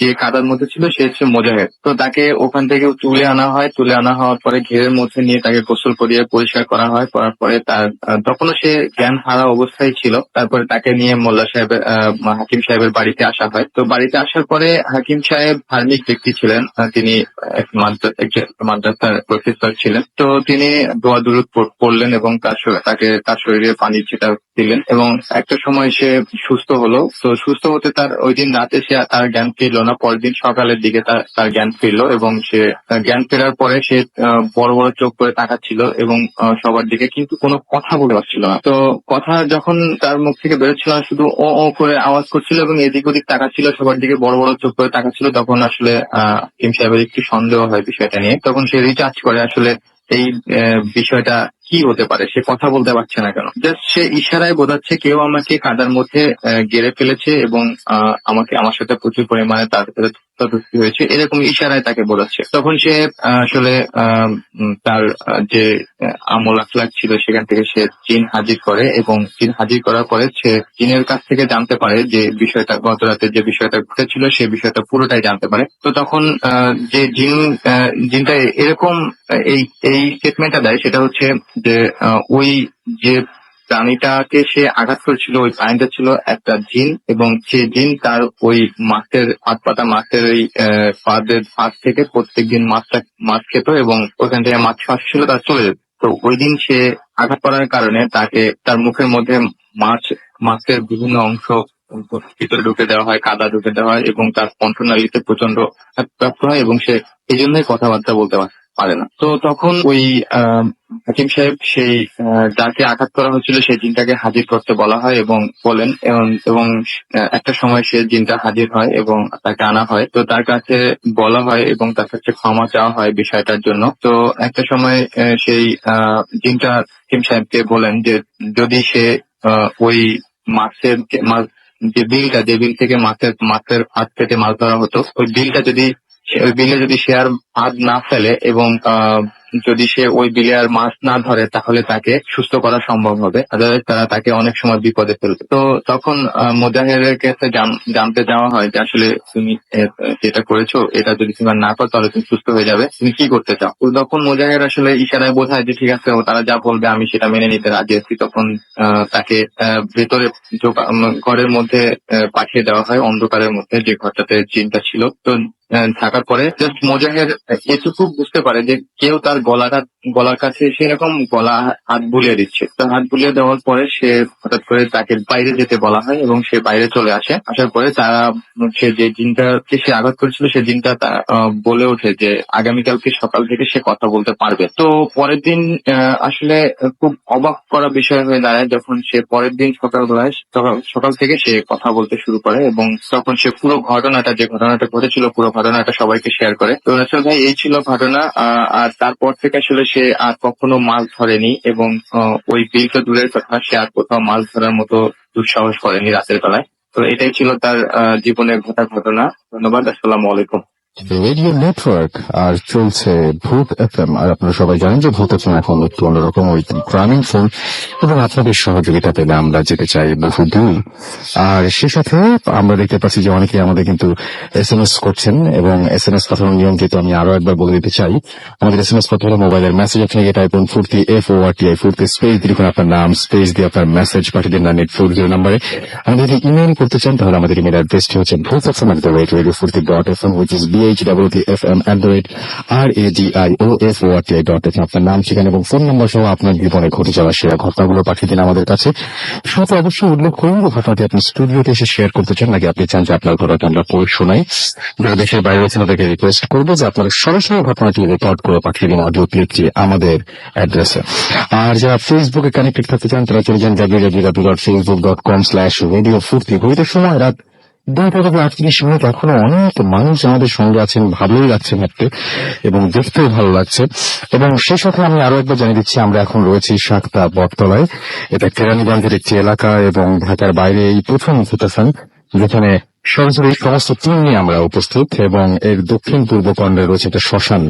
আমরা বারবার করেই বলছি যে এই মুহূর্তে আমি রাসেল আছি আপনার সাথে, এবং আমার সাথে রয়েছে মাসুম, আমাদের টেকনিক্যাল হেড শিবাশিস ধর আছেন আমাদের এই প্রোডাকশনের দায়িত্বে জিলানি। এছাড়াও স্টুডিওতে রয়েছেন অমিয়া এবং মিশু, আমাদের সাথে রয়েছেন এখানকার এলাকাবাসী। আমাদের পাশের মুহূর্তে রয়েছেন দেখতে পাচ্ছি সুমন ভাই এবং ফারহান ভাই, তারাও এখানে উপস্থিত রয়েছেন। আজকে পুরো টিম আমরা এখানে চলে এসেছি, এবং আমরা সবাই মিলে আজকের এই এপিসোডটাকে একদম পুরোপুরি মানে ইতিহাসে জায়গা করে নেওয়া হতো একটা চিন্তা ভাবনা করছি আর কি। যাই হোক আমি জানি না যে কি হবে আমাদের, এবং ভবিষ্যৎ কিন্তু একটা জিনিস হবে ভবিষ্যতে, যে ভবিষ্যতে এরকম ধরনের শো আরো হবে, এবং সেই শোতে আপনি সরাসরি উপস্থিত থাকতে পারবেন এবং সরাসরি উপস্থিত থেকে দেখতে পারবেন আমাদের সবকিছু। এবং এই মুহূর্তে অনেকে শুনে ঢাকা থেকেও কিন্তু অনেকে এখানে এসে উপস্থিত রয়েছেন। এদের মধ্যে রয়েছেন জিঞ্জিরা থেকে অনেকে এসছেন কাছাকাছি, যেহেতু আহাদ, সোহেল, সম্রাট, শামীম, রাব্বি সহ আরো অনেকে। সো আপনারা এরপরে সেই সুযোগ থাকবে আপনাদের, সুতরাং আপনারা সবসময় রেডিও ফুর্তির সাথে থাকুন, সবসময় থাকুন ভূত এফএম রোস্তমের সাথে। আর আমি বলেছিলাম, আমি দেখতে পাচ্ছি অনেকেই আমাদের এখানে SMS করেছেন এবং আমাদেরকে দেখতে পাচ্ছি মেহরাজ SMS করেছেন এবং বলেছে অনেক নাইস হচ্ছে আজকের এপিসোডটা। আমাদেরকে লিখেছেন ইউ কাম ব্যাক, এটা ফেসবুকের নাম আর কি। তিনি লিখেছেন যে রাসেল ভাই ভয় লাগছে। আমাদের কাছে শোভন আহমেদ লিখেছেন যে অসাম লাগছে রাসেল ভাই। আমাদেরকে তাওরা আমিন লিখেছেন ভাইয়া পুরাই অস্থির লাগছে ভূত FM। আমাদেরকে আরো অনেকে এরকম কমেন্ট করেছেন। আপনি চলে যান আমাদের ফেসবুক পেজে এবং সেখানে গিয়ে আপনারা দেখতে পারবেন এই কমেন্ট গুলো। আমরা চলে যাবো এখন আরো একটি ঘটনায় আমাদের বাবু ভাইয়ের কাছে। এবং তার আগে আমি একটু এখানে দেখতে পাচ্ছি মহিউদ্দিন ভাই আছেন। মহিউদ্দিন ভাই একটু আগে ঘুরে আসলেন। সো পুরো সময়টা আপনি আমাদের সাথে ছিলেন, কেমন লাগছে আসলে এই জায়গাটা ঘুরে? কেমন লাগলো? আপনি তো এতক্ষণ একা একা দেখছিলাম যে ঘুরছিলেন, কেমন লাগলো? হ্যাঁ, এখন মোটামুটি ভালো দিকে দেখছি। আচ্ছা, ভালো দিকে যাচ্ছে না? আচ্ছা, সুতরাং মানে আপনি বলছিলেন যে আমরা যে জায়গাটায় বসে আছি মানে সেই জায়গাটার আশেপাশে যে জায়গাগুলো আছে সেগুলো খুব ভয়ঙ্কর, কিন্তু আল্লাহর রহমতে আমরা যে জায়গায় আছি সেই জায়গাটাতে আপাতত এখন এই মুহূর্তে কোনো শঙ্কা নাই, এখন কোনো শঙ্কা নাই। ওকে, আমরা চলে যাই বাবু ভাইয়ের কাছে এবং বাবু ভাইয়ের ঘটনা। মোটামুটি আশা করা যায় যে এটাই আমাদের লাস্ট ঘটনা। সুতরাং এই ঘটনার সময়টা আপনারা আমাদের সাথে থাকবেন আশা করছি, এবং এরপরে আমরা আপনাদের SMS এবং ফেসবুক কমেন্ট নিয়ে ফিরে আসবো। বাবু ভাই। হ্যাঁ, থ্যাংক ইউ রসুল ভাই। এই ঘটনাটা আমাকে পাঠিয়েছে অঙ্কু চৌধুরী। তিনি ছিলেন আপনার চিটাগং বিশ্ববিদ্যালয়ের একজন ছাত্র। ওকে, আমি একটা কথা খালি বলবেন না, খেয়াল করছেন লাস্ট আওয়ারটা কিন্তু আমাদের একদম পুরোপুরি বিজ্ঞাপন ফ্রি আছে। মানে মানুষজনের সমস্ত আশা পূর্ণ হয়ে গেল। ঢাকার বাইরে থেকে আমরা শো করলাম এবং সে সাথে বিজ্ঞাপন ফ্রি একটা ঘন্টা আপনাদের উপহার দিলাম। তো এই ঘন্টা, এই বিজ্ঞাপন ফ্রি ঘন্টার পরে যদি আপনারা ঘন্টা দেখান তাহলে খুব কষ্ট পাবো। সুতরাং অবশ্যই আমাদের সাথে থাকুন। আপনার ঘটনা যেতে তো ঘন্টা অঙ্কু চৌধুরী শেয়ার করেছেন। তিনি চিটাগং বিশ্ববিদ্যালয়ের ছাত্র ছিলেন তখন, আপনার 90 দশকের ঘটনা। তো উনি একবার অঙ্কু চৌধুরী ওনার এক বন্ধুকে নিয়ে বেড়াতে যান রাঙামাটিতে, মানে পার্বত্য চট্টগ্রাম জেলায় আর কি, রাঙামাটির ওখানে। তো ওনার যেটা ইচ্ছা ছিল যে ওই রাঙামাটি বান্দরবান এরকম একটা জায়গায় নাকি একটা পুকুর আছে, যে পুকুরটা নাকি পানি কখনো কমে না, এরকম একটা মানে নিয়মিত ওখানে আছে, এবং আরো অনেক কিছু নাকি দেখা যায় ওখানে। আচ্ছা, সম্ভবত এটা বান্দরবান সামওয়্যার অঞ্চলে আর কি। তো উনি ওনার বন্ধুকে নিয়ে ওখানে যান। তো যখন উনি রাঙামাটি যান ফার্স্টে, তো ওখানে ঘোরাঘুরি করে উনি বান্দরবনের উদ্দেশ্যে যখন যাবেন, তো ওনার বন্ধুর একটা জরুরি প্রয়োজন পড়ে, যেটা হচ্ছে যে something to do with his family. এবং সে তখন তাকে বলে যে আমি তো যেতে পারবো না, তাহলে তুই একলাও যেতে পারবি না, তুই এক কাজ কর, আমার সাথে ট্যুরে চল, আর otherwise it's up to you, তুই যদি ঘুরে আসতে চাস।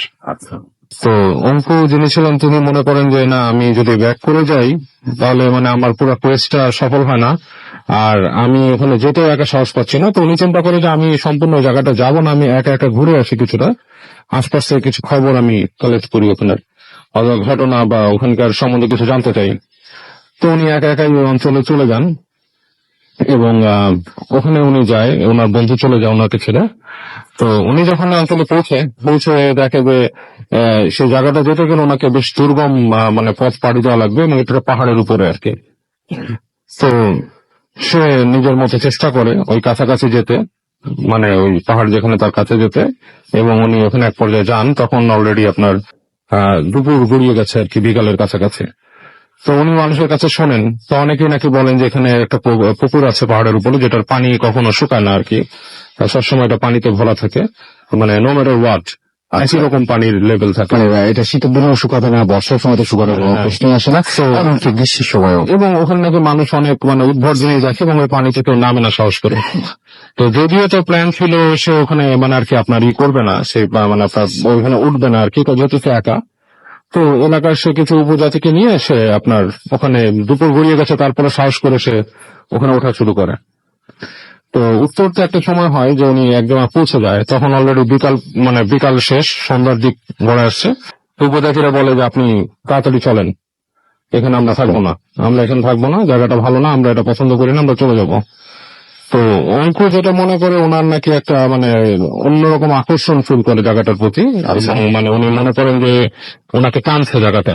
বলছে যে পুকুরটা দেখলাম, পুকুরটা কাকচক্ষু জল, হ্যাঁ, মানে খুব সব একদম পরিষ্কার পরিচ্ছন্ন পানি। পানি, হ্যাঁ। কিন্তু একটু পরে যে মনে হচ্ছে মানে কিছু দূর মানে পানির কিছুটা লেন যাওয়ার পরে মনে হচ্ছে আপনার গাঢ় অন্ধকার, মানে গাঢ় কালো পানি, এবং আশপাশে আপনার কিছু গাছগাছালি দিয়ে ঘেরা। আচ্ছা। এবং মানে ওখানে বেশ মানে তার কাছে একটা আকর্ষণ মানে উনি ফিল করেন ওটার প্রতি। তো উনি ওখানে বসেই থাকেন কিছুক্ষণ, ওদের কাছে সময় চায় যে তোমরা একটু দাঁড়াও আমি দেখছি। তো উনি হেঁটে হেঁটে এই পাশে ওই পাশে মানে হাঁটা চলা করে। এক সময় উনি আবিষ্কার করেন উনি সন্ধ্যা গড়িয়ে গেছে, ওনার সাথে কেউ নাই, ওই উপজাতিরা ওনাকে ছেড়ে চলে গেছে ওখানে।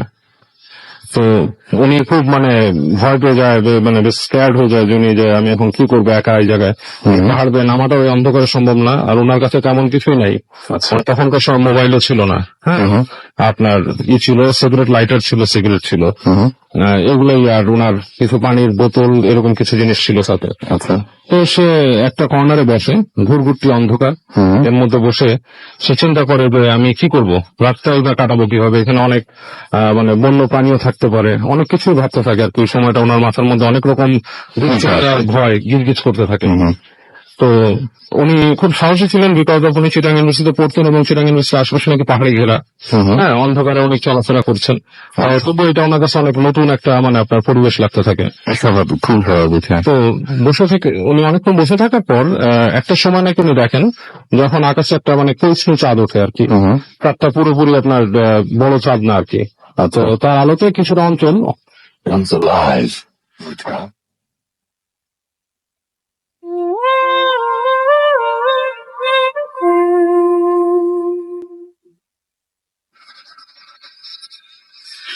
One, two, three. শুনছেন সবসময় রেডিও 88.1 আমরা খুব দুঃখিত, মাঝখানে একটা মানে যান্ত্রিক গোলযোগ হয়েছিল, সেই জন্য আমরা অনেক দুঃখিত। আমি যেটা বলছিলাম যে বাবু ভাইয়ের মতো ঘটনা শেষ করে ফেলেছিল এবং তার মধ্যে আমি আবার রতন ভাইকে পেয়েছি, এবং আপনারা সবাই জানেন যে আজকে এই 7টা বস্তালায় এসে কি ঘটেছিল। এবং আমরা যখন রতন ভাইদের বাসায় মানে একদম শ্মশানের এবং পটগাছের মাঝামাঝি যে বাসাটা, সেই বাসাটা এসে আমরা যখন সবথেকে প্রস্তুতি ছিলাম, সেই সময় তাদের বাসায় একটা দুর্ঘটনা ঘটে এবং তার চাচা মারা যান। এবং তারপরে খুব তাড়াহুড়া করে সেই বাসার মানুষজন যেভাবে আমাদের সহযোগিতা করছেন, বিশেষ করে রতন ভাই, মানে সেটা মানে কি বলবো যে আমি ঠিক আসলে ভাইকে কিভাবে ধন্যবাদ দিব জানি না। আপনাদের সবার পক্ষ থেকে আমি ধন্যবাদ দিয়ে দিলাম, এবং সেই সাথে ধন্যবাদ জানাই রতন ভাইয়ের পরিবার বর্গকে, এবং তাদের মধ্যে রতন ভাই সাথে খুব ঘনিষ্ঠ কয়েকজনের নাম আমি বলতেই হচ্ছে। নাম হচ্ছে সোহাগ, মোহাম্মদ আলী, ইমন, শামীম, মোস্তফা, এবং রতন ভাইয়ের বড় চাচা, সবচেয়ে বড় চাচা, তাই না রতন ভাই, সবচেয়ে বড় চাচা নিচা, তাকে আমরা ধন্যবাদ জানাচ্ছি। আমি একটু রতন ভাইয়ের একটা কাছে একটু জানতে চাইবো কয়েকটা কথা। সেটা হচ্ছে যে এই যে আজকে আমরা এখানে আসলাম এবং এতক্ষণ পর্যন্ত আমরা এখন শেষ করে ফেলবো আজকের এই এপিসোডটি, আমরা এতক্ষণ পর্যন্ত যেখানে কাজ করলাম। তো আপনাদের কেমন লাগলো যে প্রথম যে আপনার এলাকায় প্রথম হলো, বাইরে কিন্তু প্রথম আমরা করলাম, এবং প্রথমেই আপনার এলাকায় আপনার তত্ত্বাবধানে কেমন লাগলো? খুবই ভালো লাগলো, এবং আমাদের যে ছোট ভাই ব্রাদার আছে, জি, খুবই খুশি হয়েছে। অন্তত ওরা শুধু শুনে, এখন এখন বাচ্চাদের এখানে দেখতে পাচ্ছে, ওরা মহা খুশি আর কি, খুশি না মহা খুশি, মহা খুশি। এবং যে আমার ফ্রেন্ড সার্কেল আছে, যত বন্ধু বান্ধব, সবাই আমাকে কল করতো। নাম বলতে চাইলে বলতে পারে, কারো নাম বলতে চাইলে বলতে পারে। জি, আমাদের বেশ এই প্রোগ্রামের জন্য সহযোগিতা করেছে। জি, আপনাদেরকে অনেক ধন্যবাদ। এবং কি আমার শখ ছিল আপনাদের যে এখানে একটা আসছেন, আপনি অনেক দূর থেকে আগ্রহ করে যে এখানে একটা অনুষ্ঠান করবেন। যে আমি আপনাদের এখন আজকে কি বলবো, আমার চাচা মারা গেছে, তারপরেও একটা অনুষ্ঠান আপনাদের দোয়া এবং সহযোগিতা আল্লাহর দোয়ায় খুব ভালোভাবে একটা কমপ্লিট হয়েছে। এবং সবাই আমাকে অন্তত সবাই আমাকে ফোন করে বলতেছে খুবই ভালো অনুষ্ঠান একটা বুঝবেন, এবং কি প্রতি শুক্রবারে যে হয় সবাই যা আমরা শুনি। এখন যাচ্ছে যে আমাদের ট্রেনিং হচ্ছে, এটা বাস্তবে বিশ্বাস হচ্ছে না। তাই অদূর এলাকার থেকে এখানে অনেক আমাদের ছোট ভাই ভাইদার, বড় ভাই ভাইদার সবাই চলে এসেছে এখানে। জি, আপনাকে অনেক ধন্যবাদ, আপনাকে অনেক ধন্যবাদ আমাদের সঙ্গে থাকার জন্য, এবং আপনাকে অনেক ধন্যবাদ আজকে যেভাবে আপনি সহযোগিতার হাত বাড়িয়ে দিয়েছিলেন আমাদের প্রতি, না হলে আজকের এই প্রোগ্রামটা আমরা কোনোভাবেই করতে পারতাম না। এবং আমি দেখতে পাচ্ছি ফেসবুকে অনেকে রতন ভাইকে ধন্যবাদ জানিয়েছেন, অনেকে আজকে লিখেছেন যে আমি একটু আগে এসএমএসও পেয়েছিলাম যে রতন ভাইকে খুব ধন্যবাদ জানিয়েছেন, এবং তিনি অনেকেই বলছেন যে কাহিনী বলতে চান, অনেকে বলছেন যে প্রথম অসম, অনেকে বলছেন যে অনেকের কাছে ভালো আজকের এই ভূতটা, এবং বিহারীগঞ্জের প্রোগ্রাম এবং সেটার জন্য অনেক আমাদের শুভেচ্ছা জানিয়েছেন। তো যারা এতক্ষণ আমার সঙ্গে ছিল তাদেরকে অনেক ধন্যবাদ জানাচ্ছি, যারা এখন করেছেন আমাদেরকে এতক্ষণ ধরে, ওদের সবাইকে ধন্যবাদ জানাচ্ছি। যারা ভূতের তোমার সঙ্গে ছিল তাদেরকে ধন্যবাদ জানাচ্ছি, এবং ভূতের সাথে যারা আমরা এরকম শো আরো বিভিন্ন জায়গায়, বাংলাদেশের বিভিন্ন জায়গায় করতে পারি, সেজন্য আপনারা যে সহযোগিতা যায় সেজন্য আপনাদের যেটা করতে হবে, কিছুই করতে হবে না, আপনারা আপনাদের এলাকার ঘটনা পাঠিয়ে দিন আমাদের কাছে, যে সেই এলাকায় কি ঘটনা রয়েছে, কেন আমরা সেখানে যাবো, এরকম বিখ্যাত কোনো ব্যাপার আছে কিনা আপনার এলাকায়, আমরা সর্বপ্রথম চলে যাবো এবং আপনাদের এলাকাবাসী সবার সামনে আমরা ইনশাআল্লাহ ভূত FM করবো।